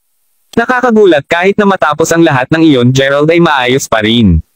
Sa nangungunang kondisyon kahit na panipi tuldok-tuldok-tuldok. Guro, ayos lang siya. Mula sa ilalim ng Dragon Tower, sa wakas ay napakalma na ni Carlos ang kanyang sarili matapos mapagtanto na mabuti pa si Gerald. Kasunod sa nakakabinging pagsabog na iyon, sa wakas ay muling makatayo siya sa tore. Imposible ito. Kumusta ka pa rin? Nauutal na takot si Daryl habang nakatitig ang mata sa nakangiting si Gerald. Paano nabigo ang dakilang Dragon Extermination spell na pumatay sa kanya? Nasa bulsa pa rin ang kanyang mga kamay, simpleng sagot ni Gerald sa masayang tono, pero syempre ayos lang ako. Pagkatapos ng lahat, ang iyong mahusay na spell ay wala sa pamamagitan ng paglalaro ng bata sa aking mga mata. Tuldok-tuldok. Ikaw. Ganting sagot ni Daryl habang nakaturo kay Gerald. Gayunpaman, bago pa siya makapagsabi ng isa pang salita, naramdaman niya na nagsimulang umakyat ang dugo sa kanyang lalamunan. Habang nagsusuka ng isang subo ng dugo, naisip ni Daryl ang lahat ng mga naganap. Ang mahusay na spellmanation spell ng dragon. Ito ay isang lubos na pinaghigpitan ng sinaunang spell pa kay Gerald, ang pakikitungo dito ay palaro lamang ng bata. Ito rin ang pagpapakamatay ni Daryl ngunit pinakamalakas na pag-atake, at kahit na isinakripisyo ni Daryl ang kanyang buhay para sa lahat ng ito, hindi pa rin niya napunta ang isang solong hit kay Gerald. Kabanata 1574. Wala na ang patay na ani, si Gerald ay buhay pa rin at maayos, habang iniisip ito ni Daryl, mas maraming sakit ang naramdaman sa dibdib. Habang nagsisimulang umiikot ang kanyang ulo at isang patak ng dugo ang umikot sa sulok ng kanyang bibig, ang naghihingalong lalaki, na nakaturo pa kay Gerald, ay maiiling lamang sa sobrang paniniwala niya, ikaw, aking patay ani. Hawak ang kanyang dibdib habang nagpatuloy siya sa pag-ungol sa sarili parang pakiramdam na tuluyan nang nawala ang kaluluwa ni Daryl. Hindi lamang iyon, ngunit lumitaw siya ngayon mas matanda kaysa sa dati. Ang kabataan sa kanyang mukha at ang ningning ng kanyang puting buhok ay wala na. Napagigil ang kanyang mga ngipin habang sinusubukan ng makakaya upang magpatuloy sa pagtitig kay Gerald, alam ng matanda sa kaibuturan ng kanyang puso na wala nang magagawa pa. Si Gerald sa kabilang banda ay lumitaw na medyo cheaper habang naglalakad siya palapit pa kay Daryl. Sa kalmadong boses, sinabi ni Gerald, bago ka mamatay, may gusto kong sabihin sa iyo, Daryl. Panipi tuldok, ano ito? Kaya sa panahon ng aming paunang laban, ginamit ko lamang ang halos 20% ng aking mahahalagang chi. Panipi tuldok, ikaw, ano? Ungol ng mahina na matandang lalaki habang namumula ang mga mata. At upang harangan ang iyong mahusay na spellmanation spell ng dragon, kailangan kong gumamit ng 40% sa halip, sagot ni Gerald. Ikaw, iyon. Hindi posible iyan. Sigaw ni Daryl nang mahulog siya ng mahina sa lupa. Bakit hindi ito magiging? Pagkatapos ng lahat, kakailanganin kong gumamit ng halos 10% ng aking mahahalagang chi sa regular na laban. Ano man mula sa kung ano ang maaari kong sabihin, nagawa mo lamang ang pagklo ng iyong daan patungo sa hierarchy dahil sa Dead Annie, tama. Tulad ng para sa mga kapangyarihang demonyo na pagmamayari mo. Ipinapalagay ko na iyon ang lakas ng espiritu ng primordial na na-injected mo sa iyong sarili. Ano man ang kaso, sa iyong primordial na espiritu na nawasak ngayon, ang iyong buhay ay dapat na matapos sa loob ng ilang minuto. Gayon din, hindi ko maikakaila na naging mapagmahal kami sa isa't isa sa isang nakaraan. Sa pamamagitan nito, binibigyan ko ang pagbubungkal ng mga Crawfords kalahating oras upang maghanda para sa kanilang sariling libing. Kapag natapos na ang oras na iyon, tinatanggal ko na silang lahat. Dagdag ni Gerald sa isang mahigpit na boses. Bago pa sumagot si Daryl, sinipa lang ni Gerald ang matandang lalaki sa Dragon Tower. Sa pamamagitan nito, natagpuan din ni Dylan ang kanyang pagkakataon na sumigaw, Gerald. Tay, nanay, ate, sigaw nang gumalaw na si Gerald nang mabilis siyang tumakbo upang palayain sila. Sa tapos na pagkatapos ay tumingin siya kay Mila, pansamantalang lumubha, hindi mapigilan ni Gerald na magtanong, Mila. Naaalala mo pa ba kung sino ako? Matapos pag-aralan si Gerald ng maikling sandali, dahan-dahang sumagot si Mila, ikaw, pakiramdam pamilyar. Ngunit natatakot akong hindi ko maalala ang isang bagay tungkol sa iyo. Tudok-tudok tandang padamdam panipi. Hey, ayos lang. Sa wakas ay makakahanap ako ng isang paraan upang mabawi ang iyong memorya. Mula ngayon hindi na tayo magkakalayo. Sabi ni Gerald na may malapad na ngiti sa labi. Sa sandaling iyon, isang malakas na tunog ang maririnig habang ang Dragon Tower ay nagsimulang umiling ng marahas. Nasa gilid na ito ng pagbagsak. Mabilis na naglalagay ng spell, madaling dinala ni Gerald ang lahat sa tower. Ang pangalawa sa kanilang lahat ay nakatapak sa lupa, ang buong gusali ay ganap na gumuho. Halos ilang segundo pa ang lumipas nang may sumigaw, hoy tingnan mo doon. Ano iyon sa ilalim ng tore? Narinig iyon, lumingon si Gerald upang lingunin kung ano ang natitira sa Dragon Tower. At nang mapagtanto kung ano ang pinag-uusapan ng taong iyon, agad na nagsimulang kumaibot ang mga talukap ng mata ni Gerald. Kabanata 1575. Habang ang isang malaking ulap ng alikabok ay lumulutang pa rin sa hangin, isang malalim na bangin ang malinaw na nabuo sa ilalim ng tore. Gayunpaman, hindi iyon ang ikinagulat ng lahat. O hindi, ang kanilang sorpresa ay nagmula sa katotohanan ang mga makukulay na ilaw ay inilalabas mula sa loob ng napakabangin na iyon. Sa pamamagitan ng mga nakasisilaw na ilaw na nagniningning kahit na ang madilim na kalangitan, pinaramdam nito sa lahat na parang may kayamanan na naghihintay na mahubaran doon. Tuldok-tuldok. Gayunpaman nang makita na hindi gumagalaw si Gerald, wala nang naglakas loob na lumapit pa.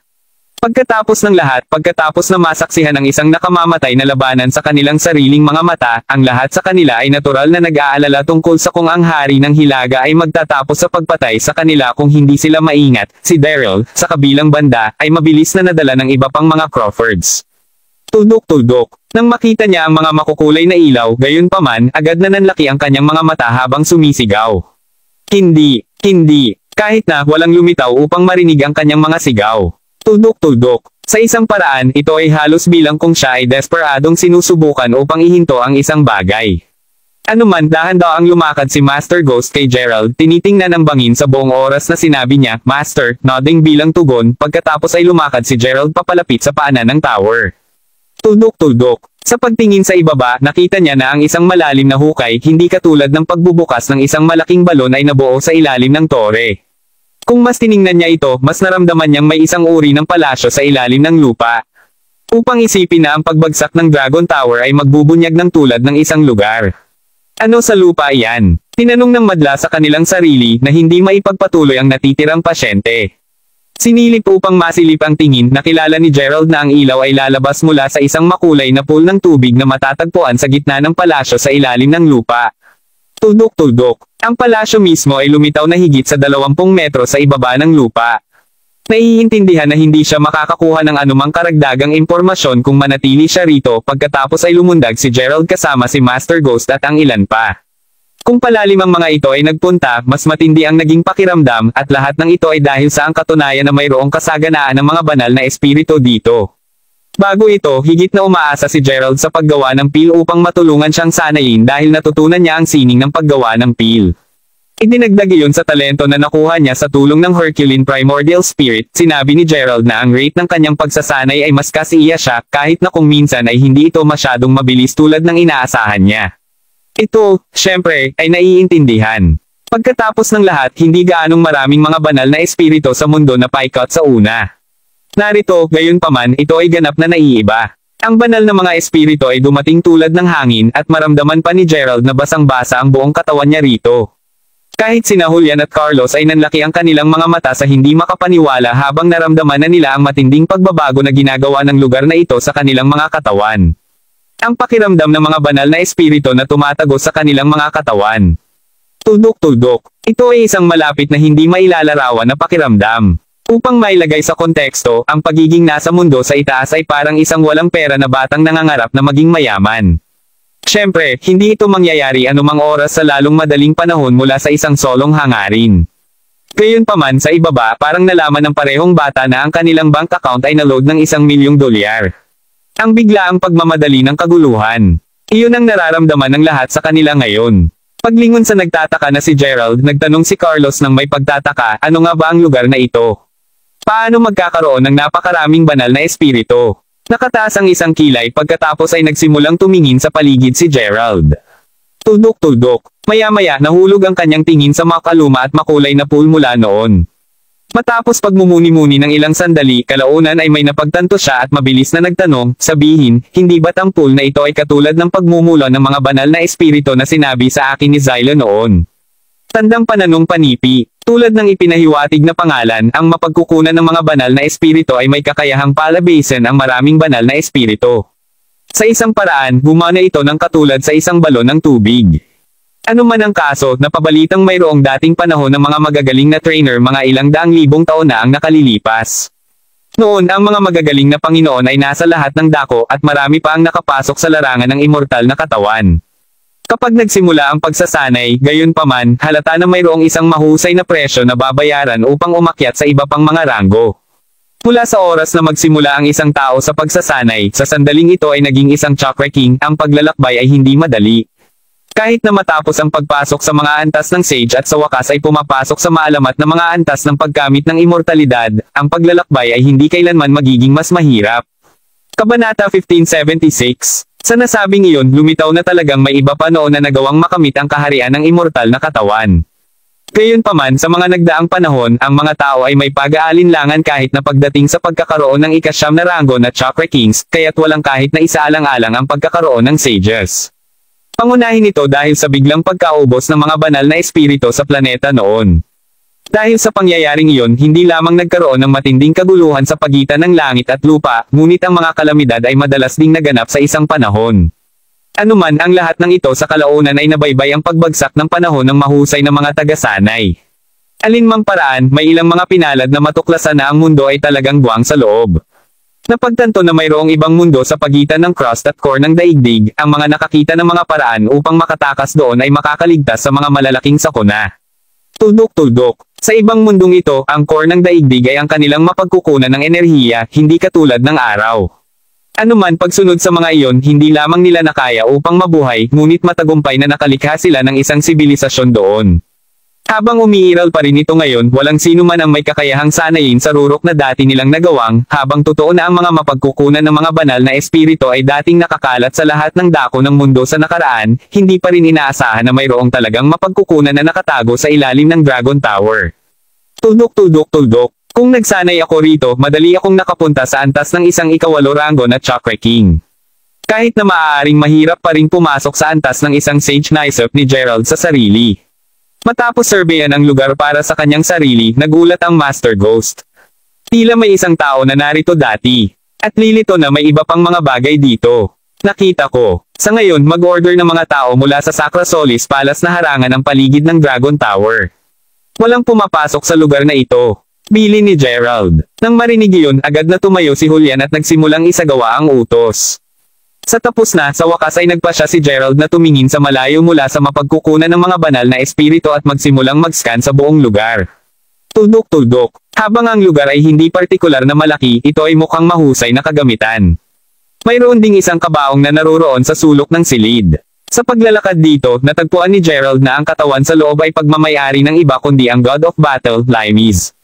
Matapos pumatay sa higanteng ahas na iyon, dapat ginamit ni Daryl ang lugar na ito upang mapanatiling ligtas at nakatago ang katawan ni Brother Limes. Sa pag-iisip tungkol dito, hindi nakakagulat kung bakit pinili niya ang lugar na ito upang magkaroon ng ating laban. Napaisip si Gerald sa sarili. Bukod sa kabaong, mayroon ding isang malaking pogon doon na ipinalagay ni Gerald na dapat ginamit ni Daryl upang gumawa ng mga table tasks para sa kanyang sariling benepisyo. Sa lahat ng mga bagong tuklas na ito, lubos na natuwa si Gerald na nagawa niyang makuha ang 5th rank bago ang laban ngayon. Kung hindi man mayroong isang tunay na pagkakataon na siya ay maaaring mahulog mismo sa mga kamay ni Daryl sa puntong ito. Ang pag-iisip nito na nag-iisa lamang ang kinilig ni Gerald. Naputol ang kanyang pag-iisip nang marinig niya ang nagulat na boses ni Master Ghost na nagsasabing, "Guro, tingnan mo. Mayroong isang codex dito." Paglingon upang tingnan ang Master Ghost na mayroong kamay ng pergamino, pagkatapos ay kinuha ito ni Gerald upang tingnan ang mga nilalaman nito. Kahit na marami sa mga pahina nito ay nalalagas na dahil sa kung gaano ito katanda, ang mga nilalaman nito ay nababasa pa rin. Sa unang pahina, si Gerald ay sinalubong ng imahe ng isang kakaibang halaman. Kasunod nito, mayroong dalawang mga mapa at ilang nakasulat na paglalarawan. Mula sa hitsura nito, binubul ni Daryl ng isang malaking oras ang pagsubok sa pag-aaral ng lahat ng ito dahil ang karamihan sa ang mga salita ay minarkahan. "Ano ang nakasulat doon, Master?" tanong ni Carlos. Matapos maingat na pag-aralan ang imahe ng halaman ng ilang sandali, pagkatapos ay sumagot si Gerald sa isang seryosong tono. "Tingnan ang halaman na ito. Kung hindi ako nagkakamali, lilito na ito ay isang Primocoros." Nabanggit sa sinaunang manuskrito ang tungkol sa paggawa ng pil na naiwan ni Brother Limes. Primocoros. Parehas na binulong ni Carlos at Julian na malinaw na hindi pa naririnig ang halaman. Ang Primocoros ay ang pangunahing halaman na kinakailangan upang lumikha ng mga pagsulong na pellets. Kahit na, ang sinaunang halaman na ito ay sinasabing nawala kahit nasa Jailetre ngayon. Impyerno, ang Primocoros ay isa ng napakahalagang halaman sa panahon ng kabihas ng Shanzhuog. Sa nasabing iyon, ang halamang gamot ay napakabihirang. Paliwanag ni Gerald habang naaalala niya ang natutunan sa manuskrito. Maaari itong magamit upang lumikha ng mga advanced pellets. "Diyos ko," sagot ni Carlos habang nahuhulog ang kanyang panga. "Oh, alam mo kung ano ang mga pagsulong ng mga pellet na tatawang guro?" Nagtatakang tanong ni Master Ghost. "Siyempre ginagawa ko. Ang mga pellet ay mahalaga sa pagtulong sa isang Chakra King na masira upang maging isang sage." Habang napakahirap na maging isang Chakra King, mayroong ilang mga nagawang makamit ang ranggo ng isang ika-9 na ranggo na Chakra King pagkatapos ng pagsasanay sa libu-libong taon. Kahit na, walang sino man ang nakapag-advance sa antas ng isang sage sa pinakamahabang oras dahil sa kakulangan ng mga advance na pellet. Sagot ni Carlos sabay buntong hininga. "Nakita ko. Hindi ko akalain na ang pagsulong ng mga pellets ay magiging napakahalaga." Sagot ni Master Ghost sabay tango. "Sa totoo lang. Gayunpaman, dahil ang Primocoros ay namatay na, wala nang makakagawa ng higit pa sa kanila. Kung ang isa ay nagmamadali pa ring subukan na maging isang sage nang walang tulong ng pellet, ang kamatayan ay isang tunay na posibilidad." Ipinaliwanag si Gerald bago lumingon upang tingnan ang mapa sa susunod na pahina. Gayunpaman, matapos itong bigyan ng magandang hitsura, sandaling nagyayelong si Gerald sa lugar. Kabanata 1577. "Ano ang nasa mapa na iyon, Panginoon?" Tanong ni Master Ghost nang makita ang biglang pagbabago ng ekspresyon ni Gerald. Ito ang una sa dalawang mapa. Ipinapakita ng isang ito ang pasukan sa J-letra. Tulad ng para sa iba pa, lumilitaw na nagpapakita ng isang dimensyon na hiwalay mula sa parehong lupa at J-letra. Ayon sa tala na ito, maaaring makita ang mga Primocoros doon. Paliwanag ni Gerald. Ang paghahanap ng isang Primocoros ngayon ay katumbas ng pagsubok na maghanap para sa isang tukoy na butil ng buhangin sa loob ng isang disyerto. Sa tulong ni Daryl ng lahat ng mga tao, subalit mayroon na silang impormasyon ngayon kung saan maaaring hanapin ang halaman. Bagaman nasa sabik siya, hindi mapigilan ni Gerald na makaramdam ng kaawa-awa kay Daryl. Pagkatapos ng lahat, ang matandang iyon ay gumawa ng masusing pagpaplano sa lahat ng oras na ito. Walang paraan na maaasahan niya na ang lahat ng kanyang pagsusumikap ay magtatapos na maging premyo ng ibang tao sa huli. Tuldok-tuldok. Mula sa maaaring ipalagay ni Gerald, nais ni Daryl na gamitin ang Herculean Primordial Spirit ni Gerald bilang isang scaffold upang makamit ang mas mataas na antas ng pagsasanay. Kasunod nito, tatangkain niyang kumuha ng isang Primocoros para sa kanyang sarili, at kung may plano na ang lahat, tiyak na nakapasok si Daryl sa maalamat na Sage Realm. Sa kasamaang palad para sa kanya, hindi niya isinaalang-alang ang katotohanan na kahit sa tulong ng mahusay na Spellmination spell ng dragon, hindi pa rin siya kalaban ni Gerald. Ipinaliwanag kung bakit siya ay puno pa rin ng moxie kahit na siya ay namamatay. Naputol ang pag-iisip ng tren ni Gerald nang sabihin ni Carlos, "Guro, ang artifact na ito ay mukhang maalamat na singsing sa pagtipid." Nang makita na si Carlos ay may hawak na isang mukhang sinaunang singsing, lumapit si Gerald upang tingnan ito ng mabuti. Tulad ng sinabi ni Carlos, ito ay talagang isang ring ng imbakan. Mahalaga, ito ay isa pang mahiwagang artifact mula sa mga sinaunang panahon na sinabi sa kanya ni Zyla dati. Maingat na sinuri ang singsing, pagkatapos ay sumagot si Gerald, lumilitaw na nakuha ni Daryl ang kanyang sarili ng maraming mga kayamanan. "Marunong ka bang gumamit ng singsing na iyon, Master?" "Nabasa ko lang ito tungkol sa isang sinaunang libro." Takang tanong ni Carlos. Nakasimangot ng bahagya, sumagot si Gerald pagkatapos, "Ano ang mahirap dito?" Kasunod nito, inilipat niya ang ilan sa kanyang banal na kahulugan sa singsing.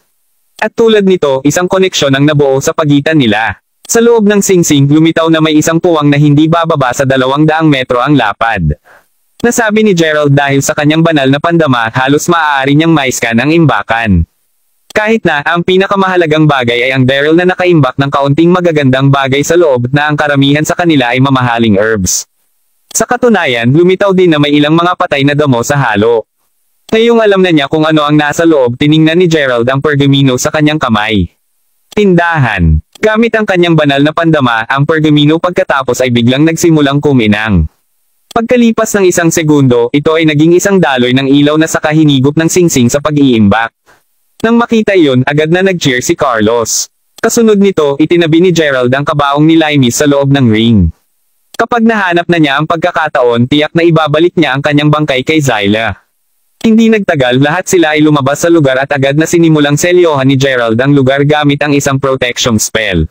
Kapag tapos na siya, sinabi ni Gerald na, "Naselyuhan ko na ang lugar na ito sa tulong ng pendant ng dragon ng dugo. Mayroon pa akong ibang mga bagay na dapat pansinin, kaya't pansamantala, kumuha ng mga kalalakihan mula sa Sacra Solis Palace upang bantayan ang lugar na ito." Naiintindihan. Kasunod nito, magiging abala ako sa pagsubok na tulungan si Mila na mabawi ang kanyang memorya. Siya ay nakadroga ng ilang espesyal na gamot, kita nyo, at natanggal ang karamihan sa kanyang memorya. Magdudulot ito ng malaking pinsala sa kanyang katawan sa pangmatagalan kung kaya't inuuna ko ang paggaling nito. Sa nasabing iyon, inilalagay ko kayong tatlo sa pamamahala ng mga gawain sa lugar na ito. Dagdag ni Gerald. Naturally, ngayong nawala na ang kanilang pinuno, ang natitirang pamilya ng Crawford na nalilinang ay madaling napuksa.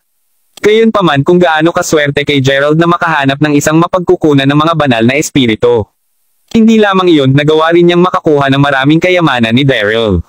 Kailangang aminin ni Gerald na ang mga mahahalagang damo na tinipon ni Daryl ay lalong nakakatulong sa paggamot sa kalagayan ni Mila upang mabawi ang kanyang alaala. Itinabi ang lahat ng iyon, natural lamang na ang mga tao ng Yonem na nawala ang kanilang pangunahing taga-suporta ay masayang tinanggap ang hari ng Hilaga upang humalili. Ang tanging kalagayan lamang nila para sa kanya ay kailangang mangako si Gerald na protektahan ang kapayapaan ni Yonem. Para kay Gerald, parang mahusay na bargain iyon. Sa lahat ng napagkasunduan, ang lugar na nakapalibot sa Dragon Tower ay pagkatapos ay may label na bilang isang pinaghihigpitan na lugar at ibinigay sa Sacra Solis Palace. Alam na ang pinagmulan ng mga banal na espiritu ay walang pagtatawanan, tiniyak din ni Gerald na itago ng maayos ang balita upang maiwasan ang anumang hindi kinakailangang mga kaguluhan. Ang huling bagay na nais niya ay para magsimulang ipaglaban ito ng mga puwersa.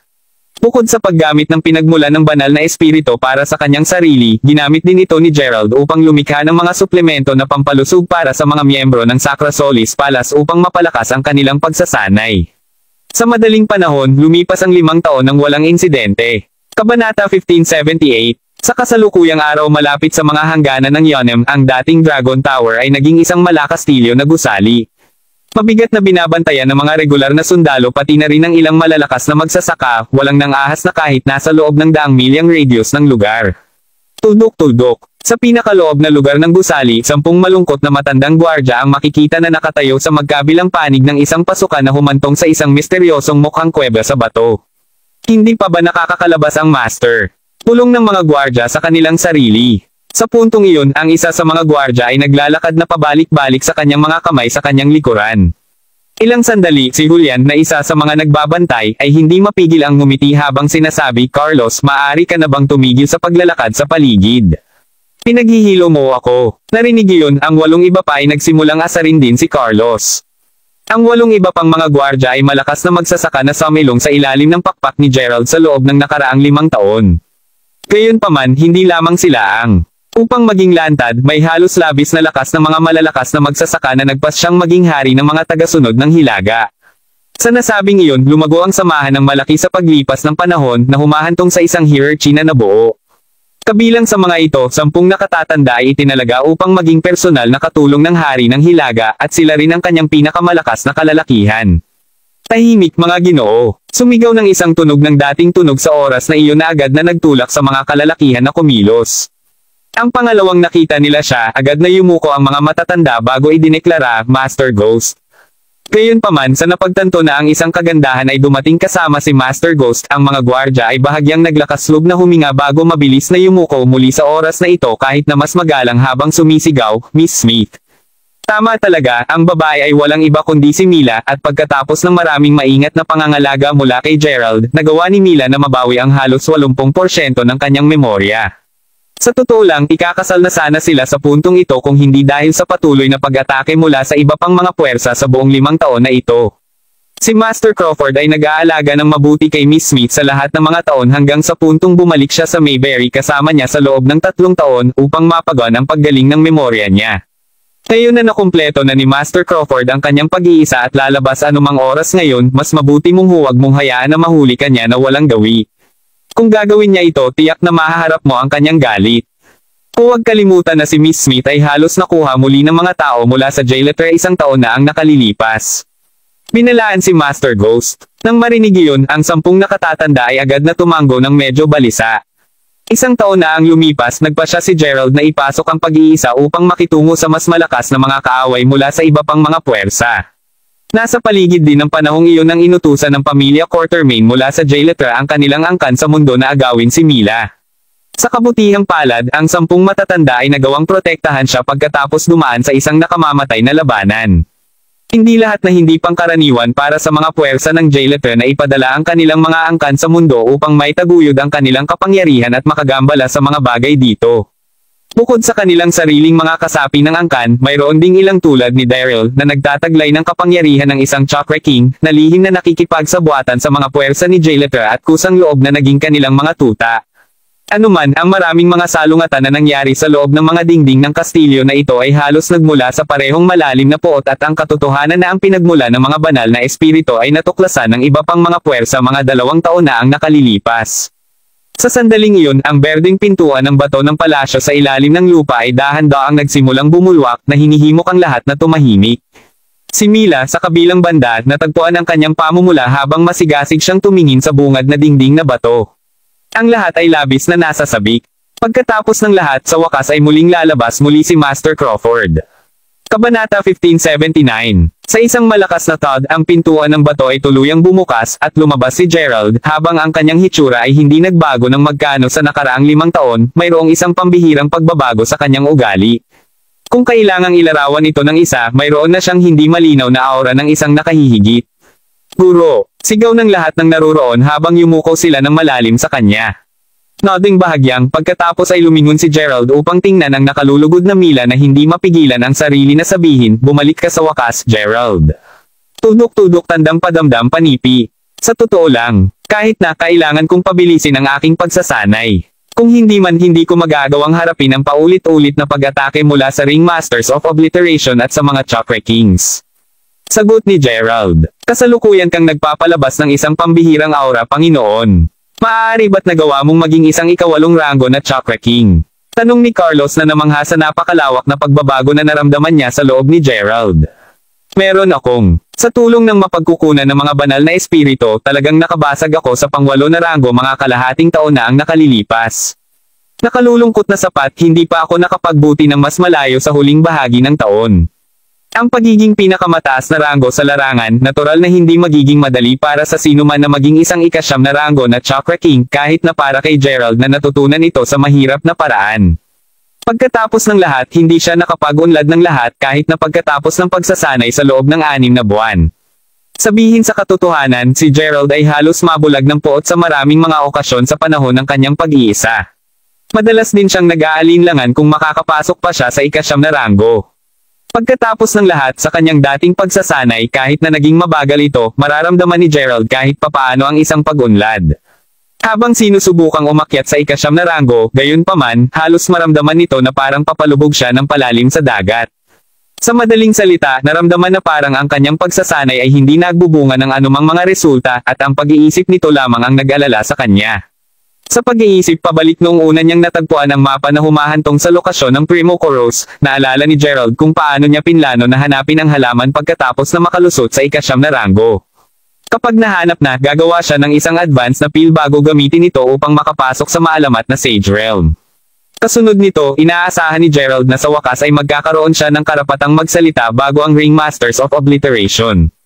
Tuldok-tuldok. Sa kasamaang palad, ang walang bunga na taon ay walang awang naitabla kay Gerald pabalik sa katotohanan. Kung mahirap na makarating sa ikasyam na ranggo, kung gayon ang pagkuha sa Sage Rim ay tiyak na magiging imposible. Inalis ang pag-iisip, tinanong ni Gerald, kaya may anumang napakahalagang nangyari sa aking pag-iisa.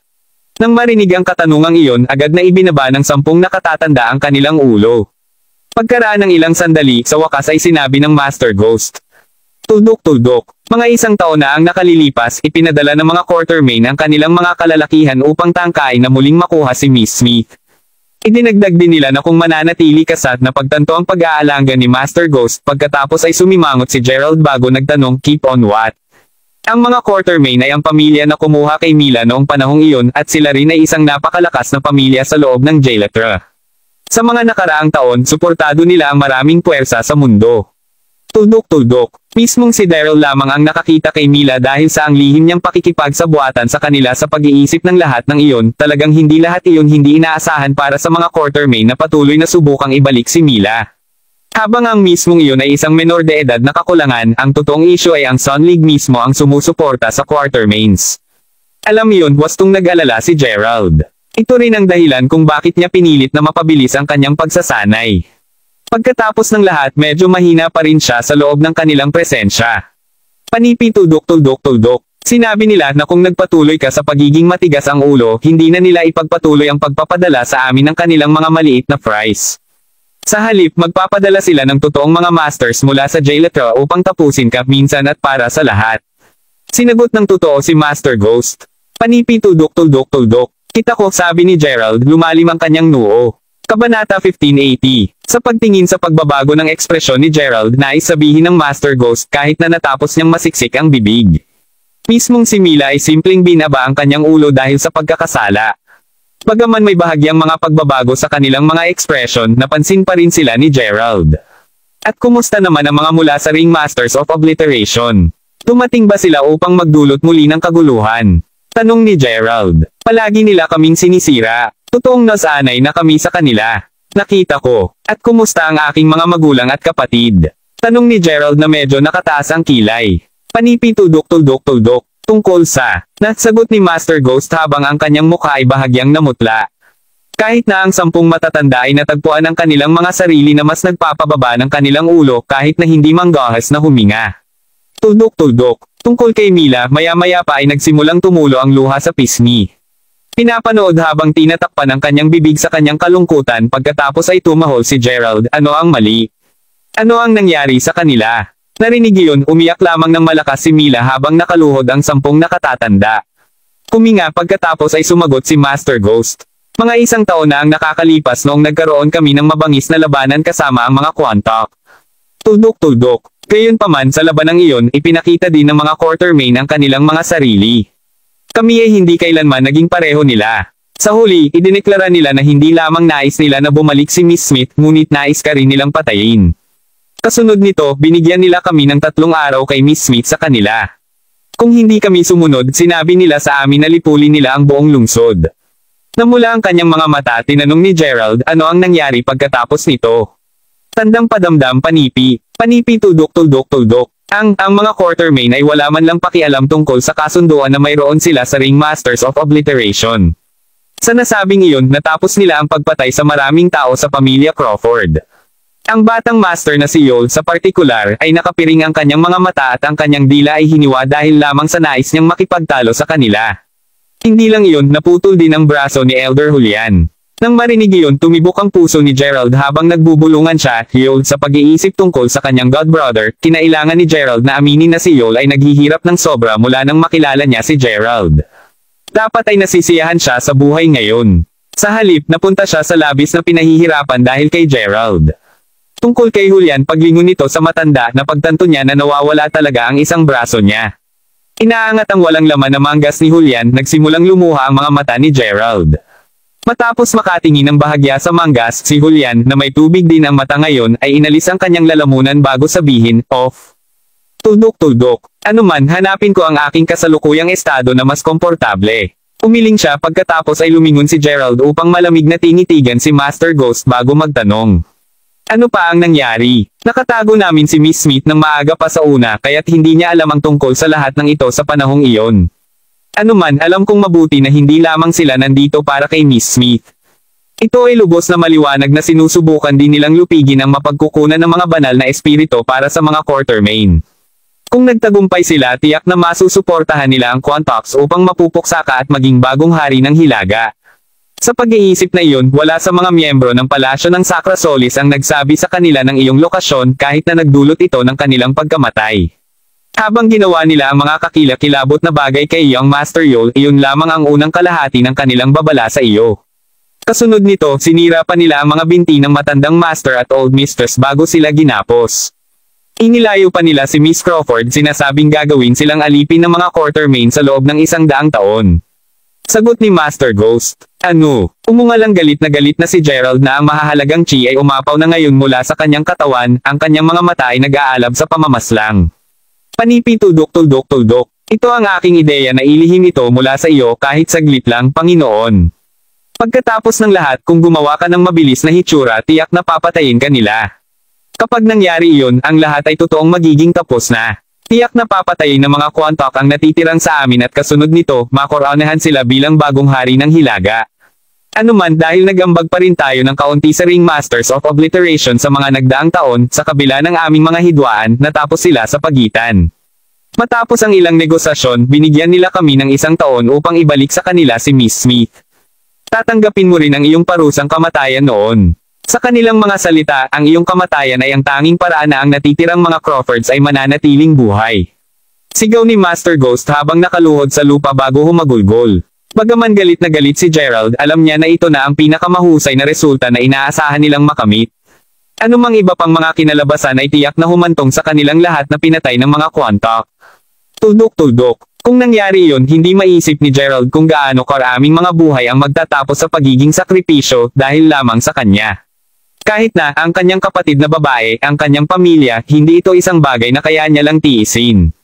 Ang pag-iisip lang tungkol dito ay napilitan niya ng mahigpit ang kanyang mga kamao. Maraming salamat mga kamaster sa walang sawang pagsusubaybay, isang like, share, and subscribe naman dyan mga kamaster. Abangan ang susunod pang mga kabanata.